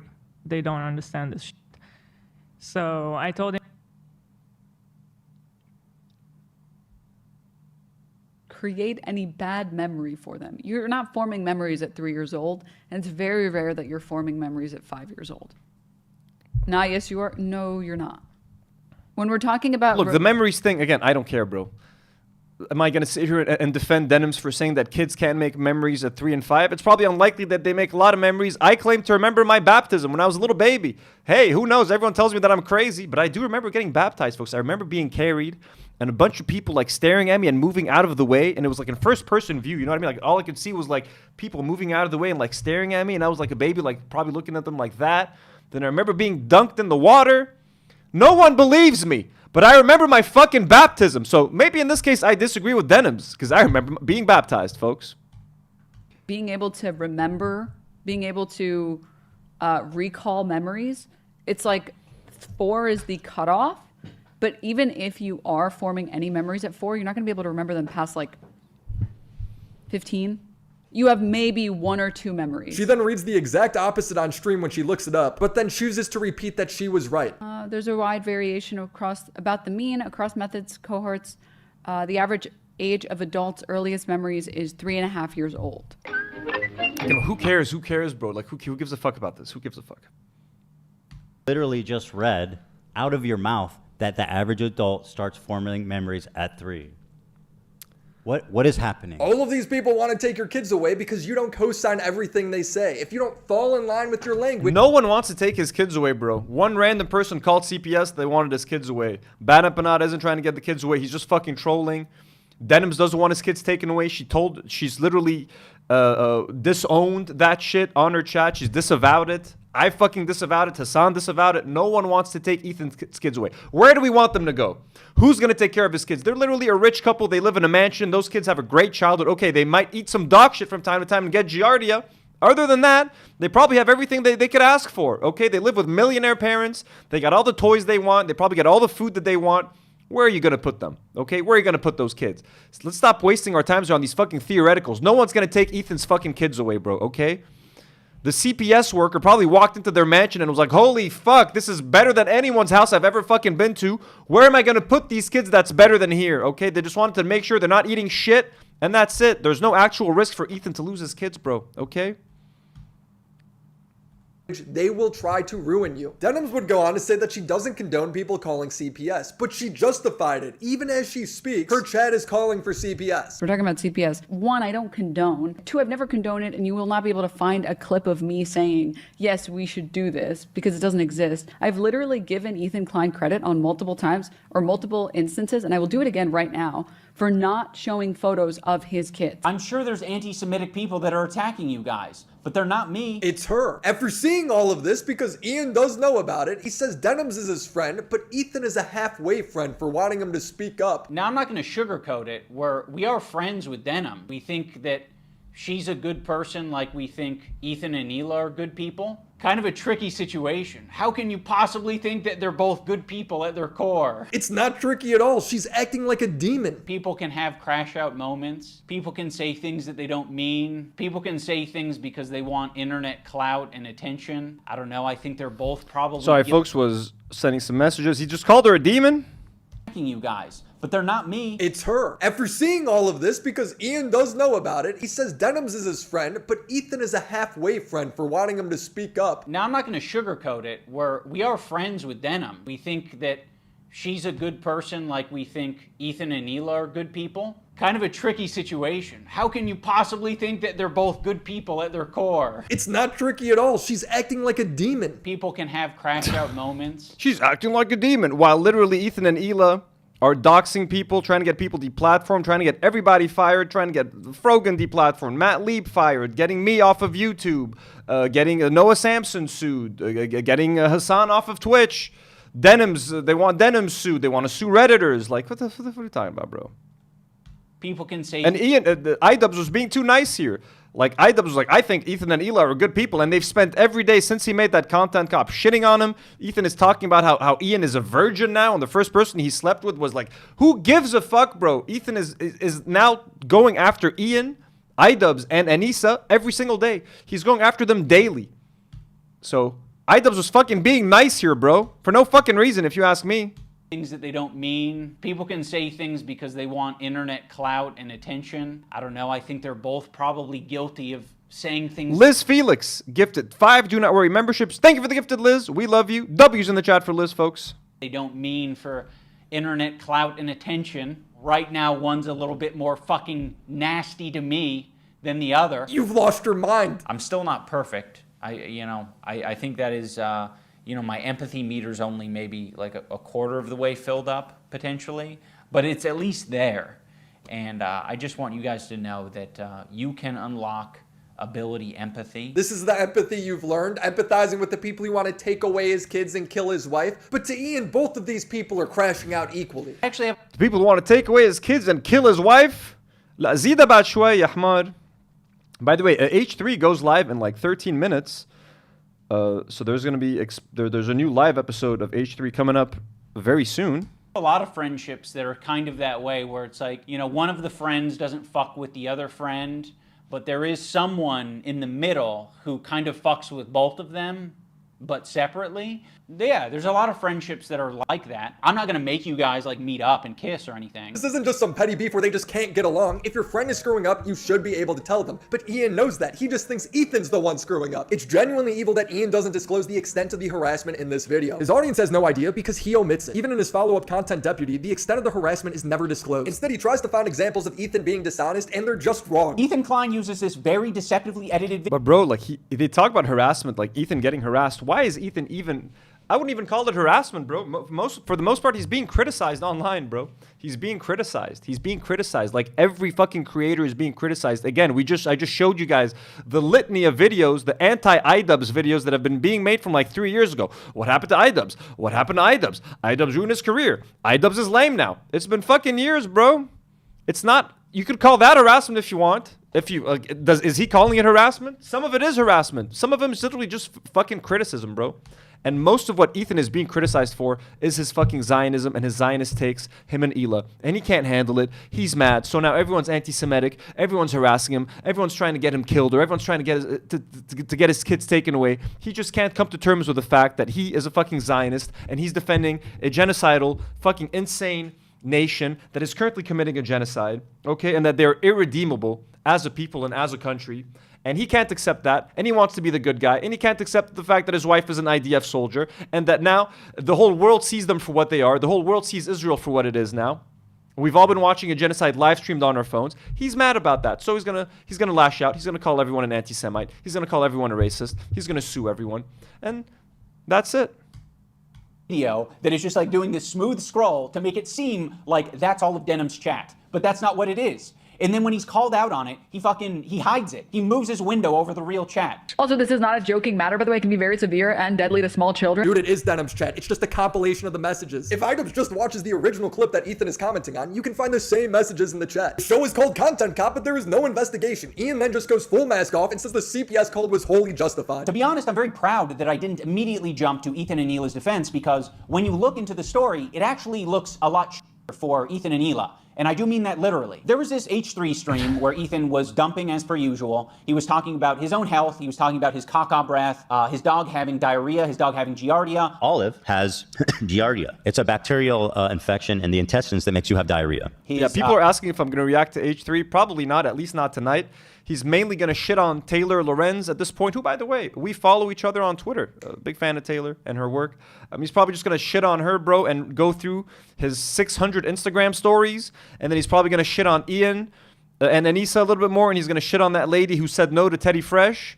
And that's going to be it. If there's anything interesting that comes out of that episode, I'll try to do a reaction to it tomorrow or something. We'll react to like the most controversial sections of that episode. But for tonight, we're just doing this. It's taking a bit longer than expected too. A child running around putting things in their mouth. Sonny's crawling around. He's putting everything in his mouth. He's at that age. He has giardia. The whole family possibly having giardia. Oh, and now Hila has giardia. Shut. For real? And now I think this morning I had diarrhea. Oh my God. Mentioned diarrhea a lot. Crazy diarrheas like in the middle of the night. All the time he's having these crazy diarrheas. You wash your hands as best you can, but these are really nasty diarrheas. I guess this is all you need to justify calling CPS, according to Ian. So of course, Ethan, having made so many enemies over the years, other people react to his content. And when other people see that he's talking about his children getting giardia from dog poop, people are quite reasonably concerned. And so, yes, anyone who's seeing that content might be concerned enough to call CPS, including Ethan's own chat, which, by the way, is not a measly number. It's about 26,000 at the time of this stream. What's more likely, Ethan's chat laughing and goofing around, or Denims chat saying call CPS and then CPS shows up 3 days later? It's obviously Denims. He's being dishonest. Ian also says that it's completely reasonable to call CPS over kids getting giardia. It's not. You do one Google search, talk to any doctor, you'll find out that it's extremely common among children. The idea that parents can't tell a story about how their kids got sick without having to worry about a CPS call is frankly insane. Ethan's kid didn't even end up having giardia, not that that matters. It's wild that Ian puts the blame on Ethan. Why does it have to be anyone else's fault but your own? Take some fucking responsibility. For what? Do you think he called CPS on himself? Is it his fault people want to murder his wife too? Yes, according to Ian. They just implied that we are okay with people using CPS as harassment. You literally just said you were okay. I stopped listening to this idiot. What is he saying? I'm too focused on the kiddies, folks. Including Ethan's own chat, which, by the way, is not a measly number. It's about 26,000 at the time of this stream. What's more likely, Ethan's chat laughing and goofing around, or Denims chat saying call CPS and then CPS shows up 3 days later? It's obviously Denims. He's being dishonest. Ian also— It's obviously Denims, folks. Obviously Denims. Okay, bro. Again, look. Even if Denims was reacting to the clip of Ethan talking about his kids having giardia and eating dog shit, bro. If some guy reacting to Denims talking about that decides to call CPS, how is that Denims' fault, bro? How is that Denims' fault? Ethan is the root cause here. He's the one talking about his babies, his little toddlers, eating shit and getting giardia, bro. Okay? If someone is reacting to it and then someone decides to fucking call CPS, good luck fucking pinning that on Frogan in a court of law, Ethan. Good fucking luck.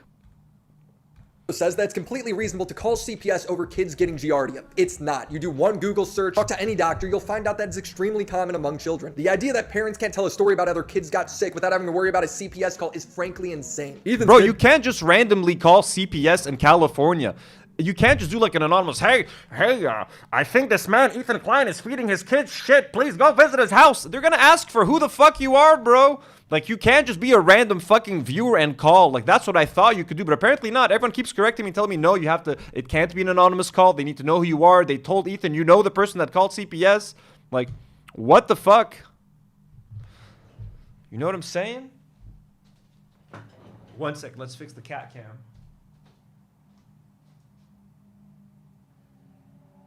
Oh.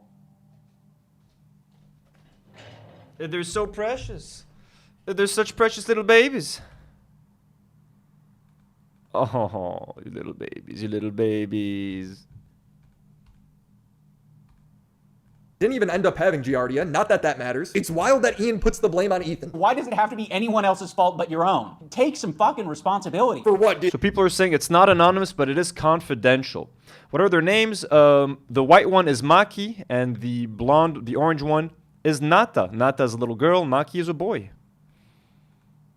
Think he called CPS on himself? Is it his fault people want to murder his wife too? Yes, according to Ian. They just implied that we are okay with people using CPS as harassment. You literally just said you were okay with it. And when other people see that he's talking about his children getting giardia from dog poop, people are quite reasonably concerned. Is Ian okay? Did a lizard person kill him and start wearing his skin? Brother, put back on your glasses and uncross your eyes because you're not seeing straight. This guy got called a simp and a cuck, realized that people being mean to you on the internet wasn't fun, and then deleted all of his content got videos because he found empathy. But this is the most soulless and cruel video he has ever uploaded. Even at the end of the video when he says he's crying for Ethan, he's really crying for himself. You know, the most soulless and cruel video, bro, he's just calling out Ethan for being an insane piece of shit on the internet and having a meltdown for everyone to see for the last year and a half. Ethan has no friends anymore, no allies except, again, Batman's rogues gallery of Sex Pestiny and Nick Eat the Oreo and Keemstar and Sam Hyde and Elon Musk and all these shitbags that are fucking agreeing with him and fucking Steiny, you know, and Willie Mack. Like, who the fuck are these? Why am I this LonerBox? Why am I discovering? Well, why do I know who you are now? Why do I need to know who Willie Mack is? Why do I need to know who LonerBox is? Why do I need to know who Destiny is? I didn't know any of these people a few months ago. I had never heard of these fucking people. Now I have to know who Nick Eat the Oreo is and his ultimate rape review? Like, what the fuck? I also see the dynamic of Ethan and Elon. Like it's really hard to be a couple online and see people attacking your partner, and it's like, okay, like if you come to their defense, that doesn't always help them.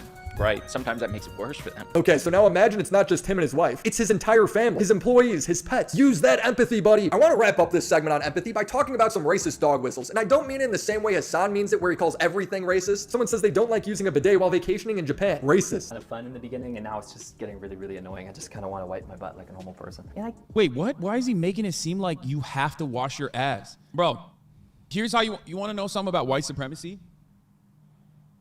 You want to know something about white supremacy? You can go anywhere on the planet. If you're white and you criticize something, no one thinks you're a barbaric caveman. But because he's white and he's in a non-white country, people still don't understand that that is literally a barbarian going, grug, That is internalized white supremacy inside of all of us, where because the Western world...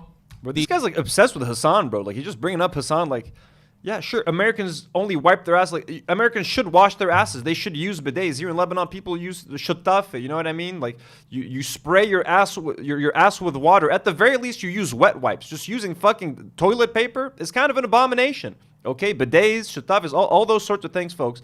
They are the enlightened way of cleaning your ass. And Americans are kind of barbaric when it comes to wiping their asses. I'm sorry. Okay.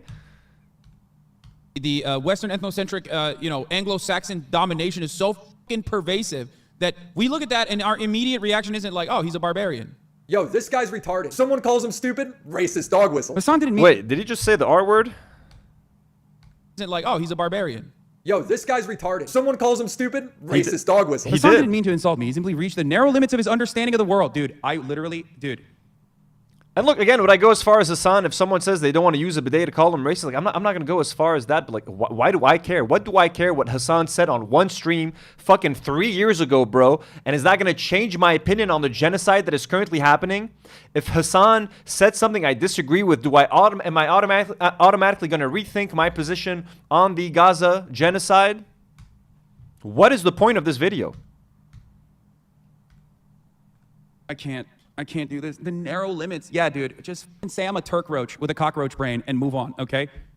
Yeah, I'm saying it, dude, okay? This motherfucker, not exactly out of the alt-right pipeline, okay? Straight up, dude. But Ian having the choice between 10 different swords in Hasan's house and landing on the swastika one, not a dog whistle. God forbid you pick up a sword in here, okay? I was thinking about doing some sort of ritual in here. No more swords, okay? I'm the one. Liz Felix gifted 5 Do Not Worry memberships. If I didn't thank you already, Liz, thank you so much for the support. We love you very much. Who thoughtlessly picked up the sword. We were grabbing a lot of props in Hasan's room, and there are a lot of props. There's a lot of anti-Semitic props, and he just chose that anti-Semitic one as opposed to the other anti-Semitic ones. There's only one prop in Hasan's house that has a swastika, and you just so happen to pick up that one. Now I know this sword was from an anime, and people We're back to the swastika sword, and how could he pick the one swastika sword out of all the other swords? He must be an anti-Semite. It is a dog whistle, folks. He is subtly telling you that he's an anti-Semite without having to say that he's anti-Semitic. Yes, an anti-Semite who was friends with a Jewish couple for many years and decided not to be friends with them once they started to spew Zionist propaganda. Yes, that is an anti-Semite. I'm also anti-Semitic. I'm so anti-Semitic that I watched H3 for years, spent thousands of dollars on their clothes. That's how much of an anti-Semite I am. I wanted to financially support these Jews who I fucking hate. You know, I wanted to make sure that that their businesses would survive, that their YouTube channel was successful. I promoted their YouTube channel to my Lebanese audience. I even made a YouTube channel and a show based on their YouTube channel. That's how much of an anti-Semite I am. Great point, Willie Mack. Ethan, we're willing to give everybody the benefit of the doubt on this. I don't want to talk about Hasan's sword. I don't want to talk about Hasan's sword hilt because Ethan himself basically admitted already multiple times he doesn't think any of us did that intentionally, and he would be right. Do I think any of them actually wanted to put a swastika in the photo? No, Yeah. No. I don't actually think that. But what Ian purposely omits is later in that same podcast, Ethan discovers that Hasan knew nothing about the anime and refers to that sword as the swastika sword. This one's sicker. Wait, that's a little sus. That's questionable. Yeah. Immediately goes for the swastika one. Got it. It doesn't seem like a coincidence, but it gets better. A point of contention between Ethan and Hasan. But it gets better. Is that Hasan calls Jewish people inbred. Sometimes he specifies he only means settlers. Other times it seems like he's just throwing it out there. I should go to the old city so I can get my fucking shit pushed in by some of the most inbred fundamentalist hicks. When Hasan is debating Ethan and they're talking about this, what does Anissa tweet out? Inbred. It's very intentional. It's meant to make Ethan feel paranoid about anti-Semitism being normalized online. It clearly is among all of these people. This looks like a swastika. Yeah, totally. Or do you think that now that it's been... This is so fucking stupid. So the fact that someone is saying it, first of all, a lot of Israeli settlers are inbred, okay? That's just a fact. And yeah, I mean, look, I don't use the term inbred. Why do I have to defend this? If Hasan uses the term, I don't really know when he even uses it. If he uses it more when talking about settlers, great. If he's talking about all Israelis, I don't give a fuck, bro. Settlers. Other times it seems like he's just throwing it out there. I should go to the old city so I can get my fucking shit pushed in by some of the most inbred fundamentalist hicks. When Hasan is debating Ethan and they're talking about this, what does Anissa tweet out? Inbred. It's very intentional. It's meant to make Ethan feel paranoid about anti-Semitism. Paranoid. He's supposed to feel paranoid. She's just fucking with him. She's just fucking trolling him, bro. They're trolling him. He's a fucking asshole who keeps fucking shitting on them online. And it was a fucking crazy fucking debate, bro. That's what's happening. That's it. Stop reading into a fucking tweet that said inbred. And then he's going to bring up the tweet where she says it must be the drugs. Oh no, she's saying that he's on drugs. They're crazy making Ethan Klein. He's fucking batshit crazy, bro. Are you kidding me? He's batshit insane. Polish Pusher sends $5. Says, clinical scientist, if a kid has giardia, I would never assume abuse, neglect. The average person isn't an expert, so H3 should be careful what they say. Exactly. Exactly. He's sharing this shit. Like when a nurse like made a TikTok about it and was like, you know how many kids I've seen that put shit in their mouth? Of course, she's probably right. But like to his audience of like regular average folks, a lot of them are like fucking 12-year-old Sam Hyde fans. They're not going to know what the fuck he's talking about. They're going to hear, my kids were crawling around, they ate shit, and they got giardia, and now I have it, and now my wife has it, and we all have diarrhea, we're all shitting our guts out. Someone might take that information and do something with it, bro. That's all we're saying. Normalized online. It clearly is among all of these people. This looks like a swastika. Yeah, totally. Or do you think that now that it's been pointed out that he should remove the photo at least? Take it down? No. Why would he take it down? Yeah, someone is saying no one needs to make where was that comment? Mimi says, Lamau, no one has to try to make Ethan feel paranoid. He does it all by himself. Of course, anytime something happens, he makes it all about himself. The DC shootings suddenly became about him and Hila. It could have been us. We could have been Israeli embassy employees being shot outside of the Israeli embassy. It's like, what are you talking about, bro? No one's gonna, you're not gonna be the victim of a political murder, Ethan Klein. Take it down? No. Why would he take it down? That'd be crazy. It's always policing content. Okay. Yeah. Policing content. Where else have I heard that phrase? Didn't you participate in a series called Content? I was just thinking you want to talk to me about policing content? You dipshit, dude. So what do we learn about empathy? Empathy is when you sympathize with people who falsely try to break up families because they hear someone got sick, siding with people making death threats and preying on people's seemingly real fears of anti-Semitism being normalized. Empathy is when you don't honestly represent the other person's arguments and you just lie by omission to all of your viewers. For as much as Ian claims to have grown as a person, he has never lied like this before. The content cop Ian regrets most is on Tana Mojo, and after Ian apologized to her, she says she didn't deserve it. But I'm more so just talking about like his actions to me, like, you know, him showing up to my show, him kind of putting me on blast, him inevitably making me kind of canceled and lose subscribers and have to apologize and all that type of stuff. I kind of think I'd like deserved that. And maybe that's like dark, like to say, but like, I don't feel like I'm owed an apology. I think I would be a completely different person if I didn't have that. I think it like, I was on track to just be so on my high horse and like. I don't even know the point he's trying to make now. What is he talking about now? Empathy. He's still talking about empathy? I thought he did a whole chapter about empathy. Egotistical and like nothing could go wrong, that something going wrong gave me such a dose of reality that like this might not last forever. Like, yeah, you need to be held accountable for actions. This is real growth. This is maturity. What you are is a small person who doesn't have confidence in making their content anymore, so you cling on to these vampires while projecting your own insecurities onto Ethan. It's so hard for me on my podcast to like loosen up. It's incredibly hard. I talked about it in my apology. Like, I am so insecure about my ability to entertain. I think he feels the same, to be honest. I don't think he said as much. Dude, this is classic projection. Ian cannot. Oh, I'm so sorry, guys. I haven't been listening for the last like 2 minutes, and should I go back and re-listen to what he said? I don't want to bore you guys yet. I'm just going to re-listen to I'm just going to play it at 1.5 speed. Okay. So what do we learn about empathy? Empathy is when you sympathize with people who falsely try to break up families because they hear someone got sick, siding with people making death threats and preying on people's seemingly real fears of anti-Semitism being normalized. Empathy is when you don't honestly represent the other person's arguments and you just lie by omission to all of your viewers. For as much as Ian claims to have grown as a person, he has never lied like this before. The content cop Ian regrets most is on Tana Mojo, and after Ian apologized to her, she says she didn't deserve it. But I'm more so just talking about like his actions. Nothing he said in the content cop was a fucking lie, bro. Nothing he said was a lie. Everything he said was extremely accurate. Ethan is losing his fucking mind, bro. You're just a fucking Apparently he's up Destiny's ass. Like, who the what? What? Like, it's bad enough that I need to know who Destiny is. Now I need to know Destiny orbiters. Like, okay, we discovered LonerBox. Now Willie Mac. And how does he have this many subscribers, bro? What the fuck? Just a second, bro. How many subs does this guy have? Like 200,000? 214,000, folks. This guy's 214K subs. Let's see some of the comments.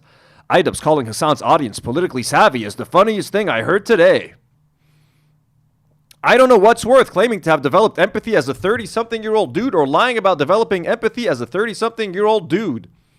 Disguising yourself as a kind person is worth than being nakedly mean. Leo Tolstoy.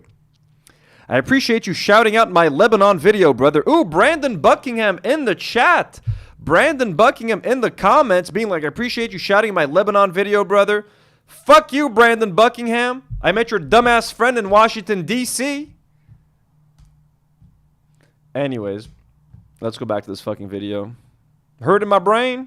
Me, like, you know, him showing up to my show, him kind of putting me on blast, him inevitably making me kind of canceled and lose subscribers and have to apologize and all that type of stuff. I kind of think I'd like deserved that. And maybe that's like dark. Maxime Alari, welcome to the channel. Thank you for becoming a Do Not Warrior. Maxime just joined our channel. Thank you so much.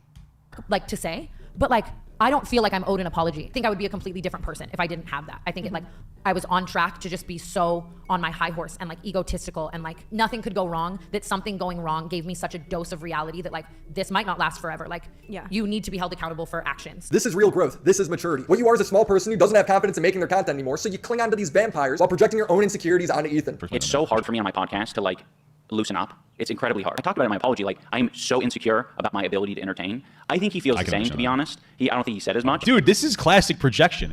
Ian cannot fucking manage to come up with a joke. Is this Papa Gut? Noxalto says, ew, Papa Gut jump scare. I think that's Papa Gut. Is that him? The dude at the bottom?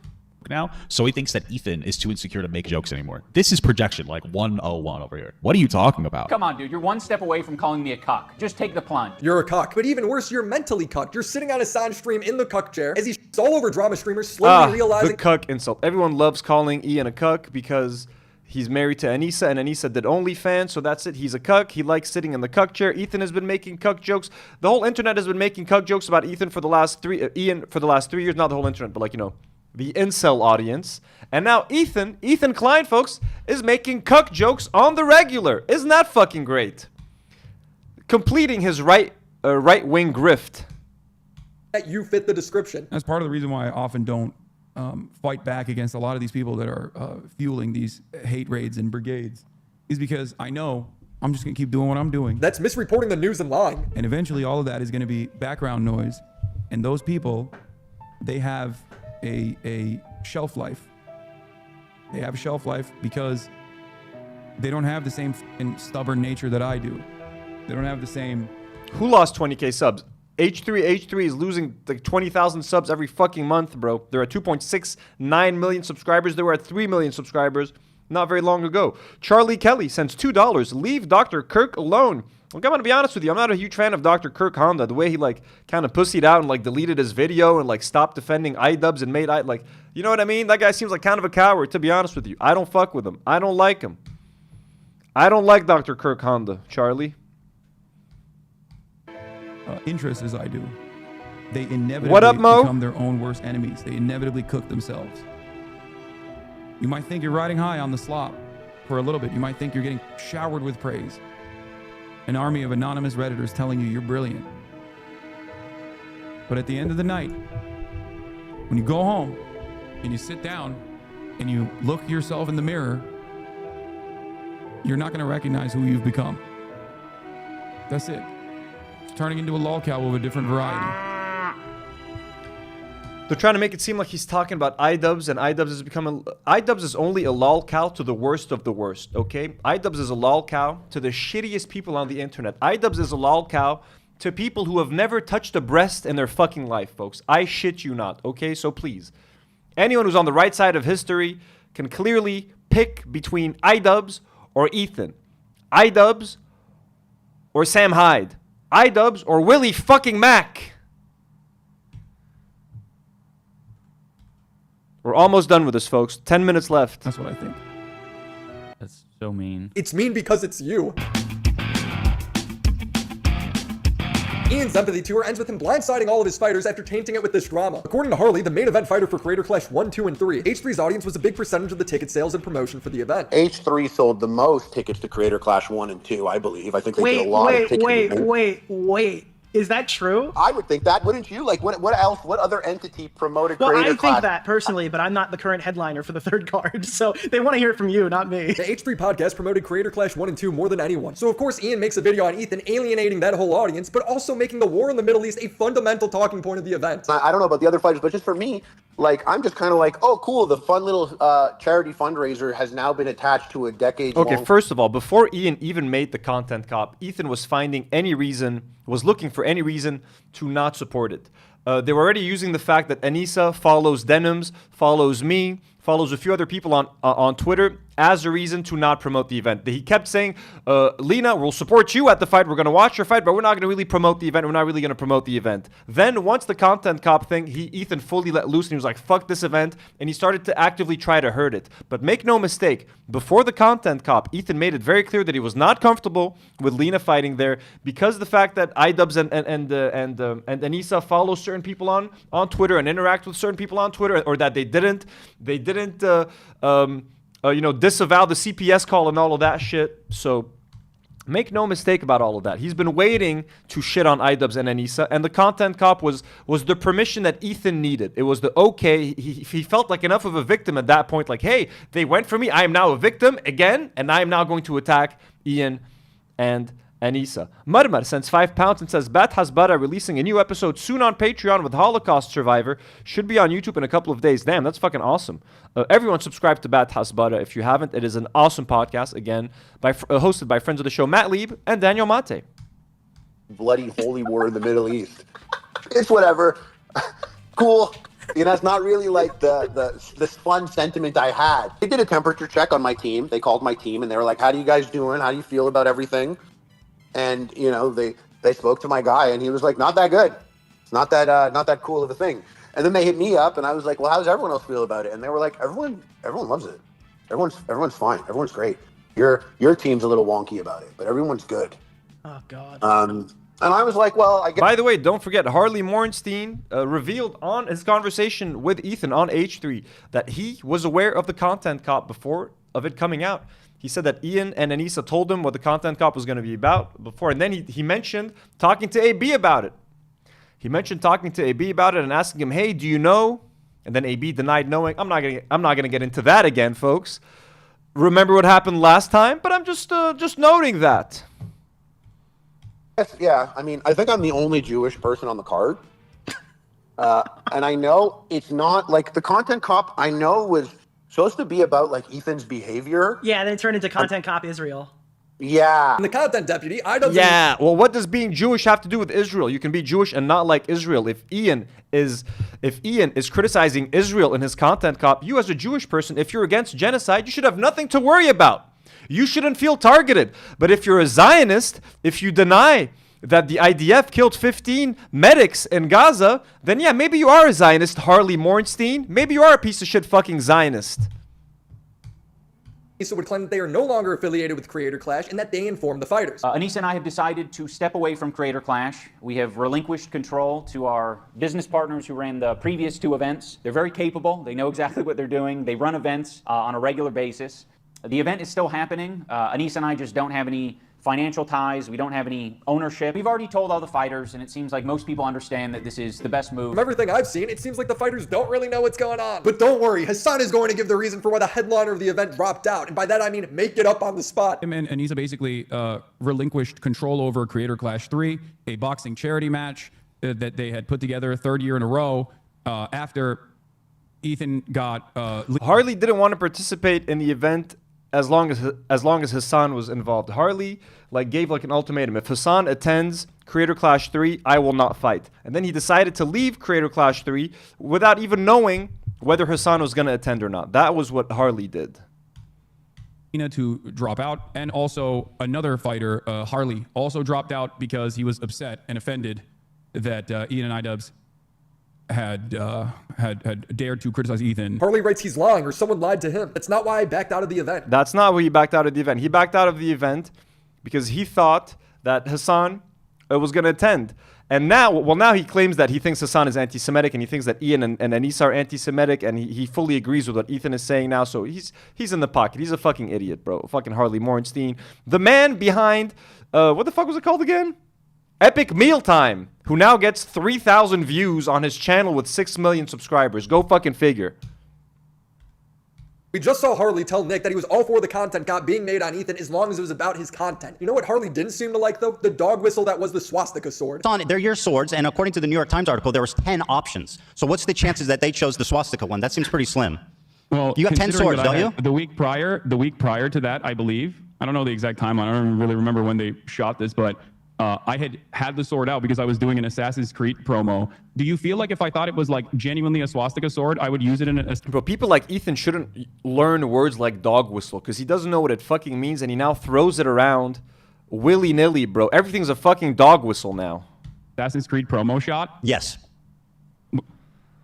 That's what we call a dog whistle, Hasan. I'm just looking for clarification here. Do you think that I deliberately was using a dog whistle in an Assassin's Creed promo, or that it was a cool sword that was laying around because it's the only long sword that I have? You have 10 swords. I know, they're heavy. That's not a real sword. So guys, the other swords were too heavy, as if a sword isn't meant to be held. What's very odd to me is how proud Ian and Anissa were. As if a sword isn't meant to be held. What the fuck did he say? Guys, the sword is heavy, as if a sword isn't meant to be held. What does that even mean? What does that even mean? A sword is meant to be held. He's just saying this one is heavier to hold and these are lighter to hold. If you want to hold a sword for a long period of time and pose for photos with it, maybe it's better to hold the light one. What are you trying to say, Willie Mac? What is that English sentence you just fucking said? What is it? Sword. So guys, the other swords were too heavy, as if a sword isn't meant to be held. It's very odd to me. As if a sword isn't... That doesn't even make any fucking sense, bro. Someone is saying that my Aliyah shirt is a dog whistle. Exactly. Tron Scrolls. Oh, no, sorry. Rorona Raff, that Aliyah shirt is a dog whistle. I know. I'm an anti-Semite. Is how proud Ian and Anissa were for taking their own event and making fighters. Guys, did you know that swords were meant to be held? Willie Mac commentary, folks. Swords are meant to be held. So that means you should be able to carry a lift. You should be able to lift a heavy one because they're made to be held.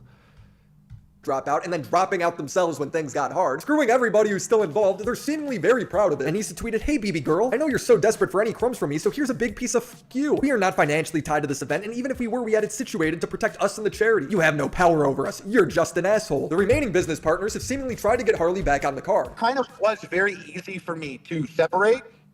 And then when, it was like Ian and Anissa are stepping down, you want to come back? I was like, that was never a problem for me. Wow, wait a minute. So wait, they dropped down and then they tried to bring you back to the table? What do you know? You didn't know that? When the event fails, and it seems like it's going to, Ian has already planted the seeds to blame Ethan. Can't wait for them to blame us for their failed event. Bro. Like it's going to. Ela Ian has already planted the seeds to blame Ethan. Can't wait for them. Ela left a $20 super chat on a Nick Eat the Oreo video. Nick Eat the Oreo literally hosts a show called Ultimate Rape Review. Ultimate Rape Review. And that is now the audience that H3 is associating with. And Ela literally left $20 and is like, can't wait for them to blame us for their failed event. Also, hey Saint Nick. Hi everybody, I'm Dr. Nick. To blame us for their failed event. Don't worry, Ela. I'm not going to blame you guys for anything Creator Clash related. I know you're terrified of taking accountability for anything, so that will rest solely on my shoulders. It actually does, though. Why is he being sarcastic? But I can't speak for the internet. The internet might actually blame you guys for it. How stupid does he think we are? His own fighters aren't fooled by this. Ian and Ethan are now doing this YouTube battle against each other, going through this drama war.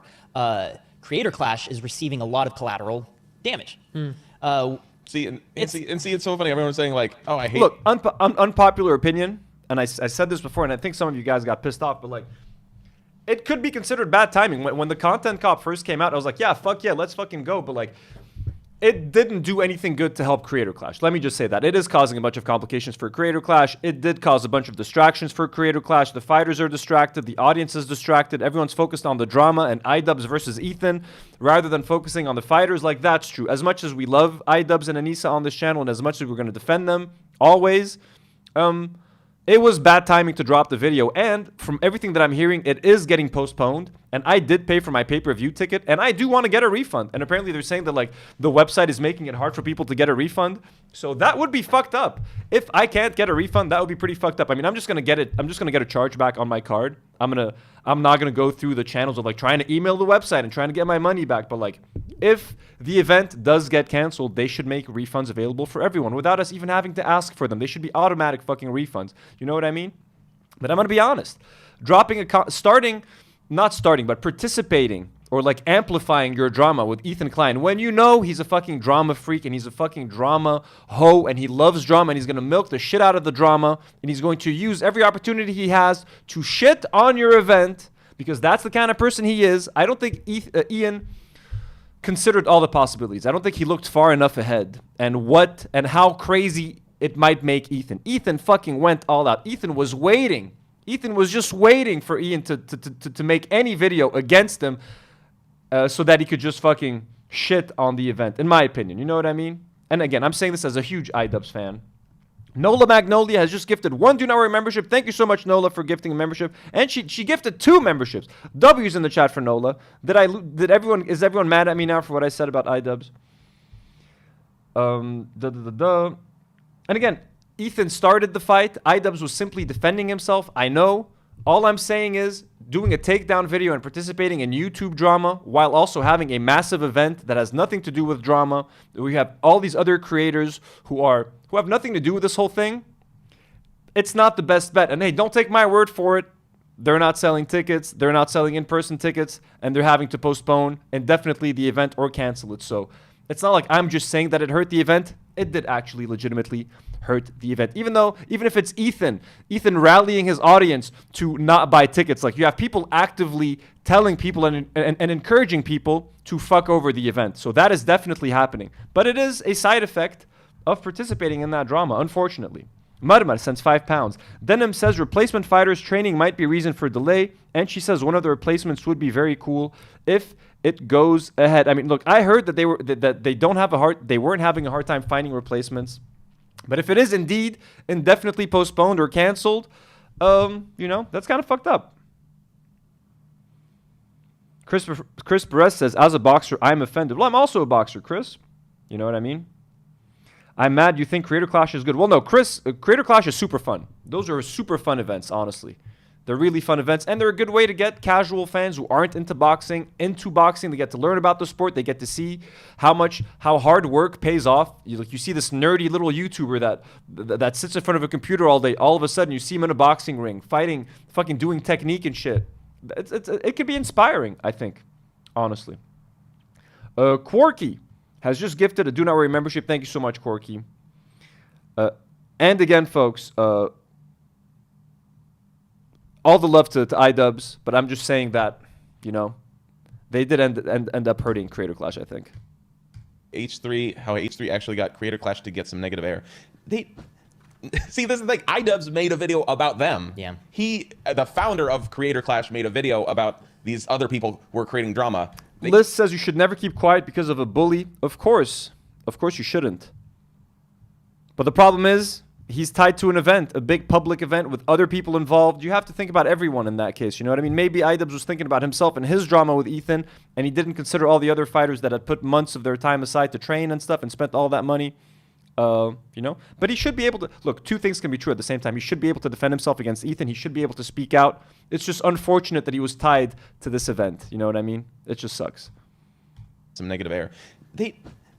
See, this is like Idubbbz made a video about them. Yeah. The founder of Creator Clash made a video about these other people who were creating drama. So I'm saying, like, this is like this thing and where... it's like, I'm not going to tell Ian what to do. It's not my place to be like, sure. Ian, maybe you you do the Hornets thing. We heard this before. He gets stung by a wasp. Right, and he looks up. You guys haven't heard this, maybe. Maybe you shouldn't do that because the rest of us might kind of catch some strays from it. Yeah, exactly. But at the same time, it's like it feels like Ian and I we're friends walking down a sidewalk, and he gets stung by a wasp, and he's like, oh, and he looks up and there's a wasp nest there, And I'm like, oh yeah, that's a wasp nest. And he pulls out a bat and he runs up and hits that wasp nest and comes back. He's like, ha, I showed that wasp nest. And I'm like, uh-oh. And all the wasps come flying out and they start stinging us, both of us. Mostly him because he was but I'm like sitting, I'm getting stung. I'm like, what the heck? I didn't come on this walk to get stung. This is Ren, by the way. These guys are the corridor crew. They do like reactions to VFX. They'll watch like scenes from movies and TV shows, and they'll talk about the VFX, the CGI, whether it's good or bad. I'm a fan of those guys, and I was excited to see Ren fighting at the event. And the wasp analogy isn't perfect, but I get what he's trying to say. Like, why are you bringing all this negative attention and heat to people who didn't ask for it? We just wanted to box. We just wanted to join this fun event, raise some money for charity, and now all anyone is talking about is Ethan, Hasan, you, Israel, Palestine, Harley, anti-Semitism, and no one's talking about the fights. That's all. Wasp, why'd you go hit the wasp nest? Yeah. And he's like, all right, the only thing to do here to protect you is to run away. And so he runs away. And now I'm like, okay, I guess they're following him, but I'm still kind of getting stung here. Not really what I signed up for. The content cops have this patronizing language of take accountability and be an adult, yet Ian's the one who needs to grow up. You're dressed like a skinhead, missing a tooth, and hanging out with the most deplorable and dishonest people online. You're dressed like a skinhead? You're dressed like a skinhead? That's an argument they're making now? Last video, Denims was lying about being a victim of Destiny to try and get some free clout. When all the recording showed was her admitting to staying in Destiny's apartment and having sex with a dude for 2 days without Destiny's permission or knowledge. And yeah, you guys in chat are right. Ren should be blaming Ethan because Ethan is the one.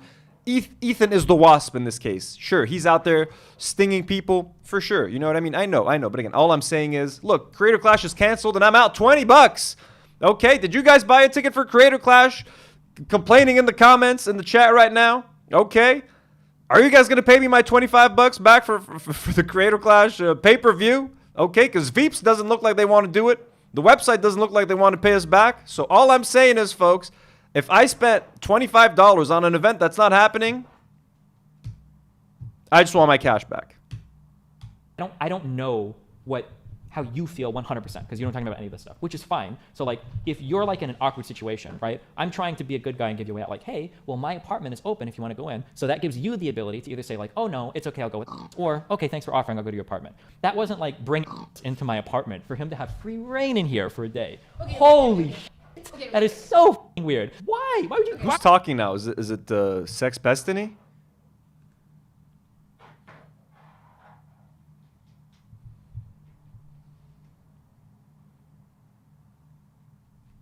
Angie says, yes, I did. I don't care about my $20 right now. Fuck Ethan. Angie, you should care. This is your... We can say fuck Ethan Klein and we want our $20 back either way because who's keeping your $20 now? It's not going to charity. It's going for some fucking shitty website that is taking your money for nothing. So no, I'm not going to say fuck my $20. I want my $25 back and I want Ethan Klein to be exposed as a Zionist, Angie. That's what I want. I want both things. Ideally, I want to get Creator Clash. And I want to watch Ethan's downfall. But if we can't get Creator Clash 3, I want my money back. And you should get your money back too. And no, none of you guys should donate the money right now. Veeps, the website that is hosting the event, should be returning everyone's money without us having to ask for it, honestly. You put me in this weird spot where I have to come home and see an incredibly creepy f***ing guy that is such a weird position in my community that's been trying to get me to stop talking to my ex-girlfriend because he's trying so hard to f*** her, is now f***ing somebody else in my bed, dragging his f***ing hairy balls across my f***ing blankets, okay? Oh my god, and so we leave for an hour, he's like, holy shit, so we leave for an hour and come back and your balls still there, oh god! Now I'm not gonna sugarcoat it, we are friends with Denims. You're friends with someone who's trying to throw themselves in as a revenge porn victim for clout, and I don't even want to get into Frogan. The best thing that you can do, for me, is to support Creator Clash. Buy a ticket, buy a pay-per-view ticket, an in-person ticket, or donate to the fundraiser. I just want to see this event do well. The arena is still completely empty. There's entire sections of the floor seats that haven't sold anything. He had 9 million views in promotion for this event, and it's failed horribly. They're so happy that it's not selling, bro. They're so giddy. Willie Mack, Ethan, all these people are just fucking can't hide their enthusiasm that the event and tickets aren't selling. Talking about it. They aren't even talking about the content of the video. Everyone's just memeing. Idubbbz leaves out so much context. The complaints he has about Ethan aren't even significant to the audience. It's amazing. Idubbbz is so selfish, he couldn't even remain the sole cuck. He decided to cuck his whole charity event. He's like, nah, I'm not participating. Oh, he's still talking about cuck. He can't remain the sole cuck. He has to cuck the whole charity event. Great, Willie Mack. What a lovely face this man has. What a lovely face.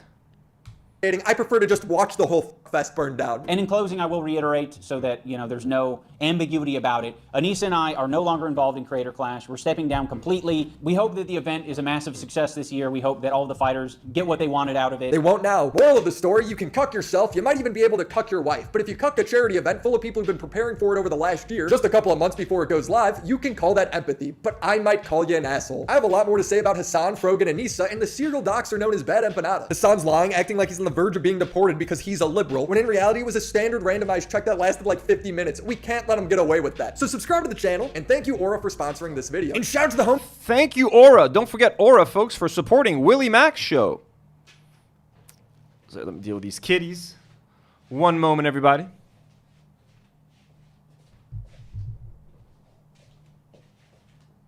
The cats are getting hungry, so they're surrounding me. Let's see. Should we check out what's happening on the H3 podcast? Let's just take a quick look. Let's just take a quick look at the H3 podcast. Are they not live yet? Whoa, they've delayed it 30 minutes. They're not live yet. They're still not live. Well, since they're not live, there's no point in waiting for them, since the first 20-30 minutes are a waste of time. We'll see if there's anything interesting that comes out of the H3 episode tonight. We will do a reaction tomorrow. There might be a stream tomorrow. There might not be a stream. We have 3 options tomorrow. Either no stream, either I react to H3 if there's a lot of crazy shit that happens tonight, or we might react, myself and Nour might react to the Jubilee video, Jordan Peterson versus 20 atheists. We might do that tomorrow, and we might try to do a special movie edition of Do Not Worry for like Saturday. Don't hold me on anything to that, okay? Don't hold me to any of that. We're gonna try. But tomorrow there might be a live stream reacting to H3 if anything crazy happens today, or Jubilee, Jordan Peterson versus 20 atheists. Let me know in the chat if you guys would be interested in Jubilee video reactions. Other than that, I'm gonna call it a night. I had a long day today, folks. Went to the gym, ran a bunch of errands, cleaned a bunch of dishes. Not enough though. Did a whole bunch of stuff. No atheist video, no H3. JP versus atheist, what was a mess? No Jubilee. Oh, so you guys don't want Jubilee. Okay, so we'll try to, so I guess won't do the Jubilee thing. You guys are not interested in it at all. Okay, damn. But yeah, we're trying to do a movie show. We're trying to do a movie like where we break down the biggest news in the world of movies. So like this week, they cast the new Harry Potter kids. I might review, do a quick review of Mission Impossible, maybe a quick review of Lilo and Stitch, maybe react to 1 or 2 trailers. Kevin Costner is being sued because they added like an impromptu rape scene on a movie without consulting with the actress first, so she's suing the production. I want to do one of those shows a week where we could talk about The Last of Us Season 2. I can give a quick review of Last of Us Season 2 and talk about how it is a Zionist show written by a Zionist, Neil Druckmann. So we might do that if you guys are interested. If you guys are interested, people seem to be interested in the movie show. You guys don't want H3 tomorrow or the Jubilee stuff, so we might not do Jubilee. You guys said it was infuriating, but that's fun though.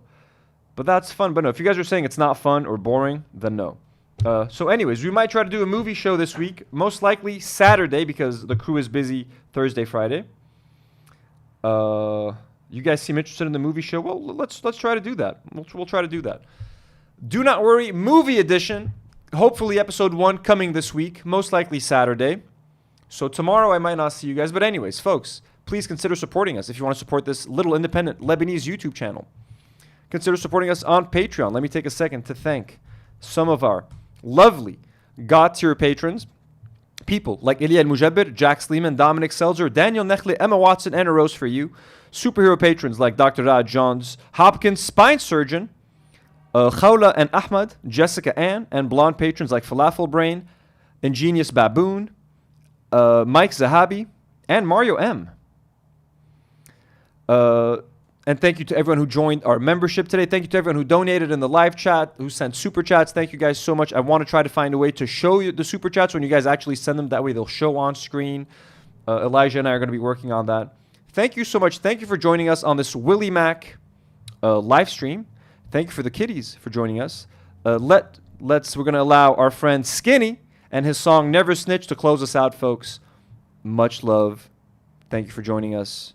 We'll see you guys in the rest of the week. Cool when it came with no roof. They had to give it my juice.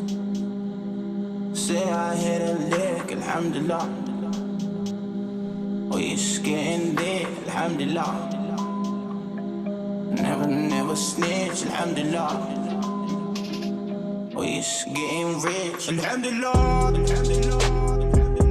Alhamdulillah, alhamdulillah. Sweets, caught it lit, alhamdulillah. Alhamdulillah, alhamdulillah.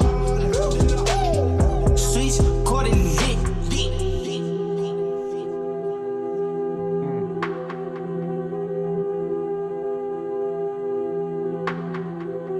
Alhamdulillah, alhamdulillah. Alhamdulillah, alhamdulillah. Alhamdulillah, alhamdulillah. Alhamdulillah, alhamdulillah. Alhamdulillah, alhamdulillah. Alhamdulillah.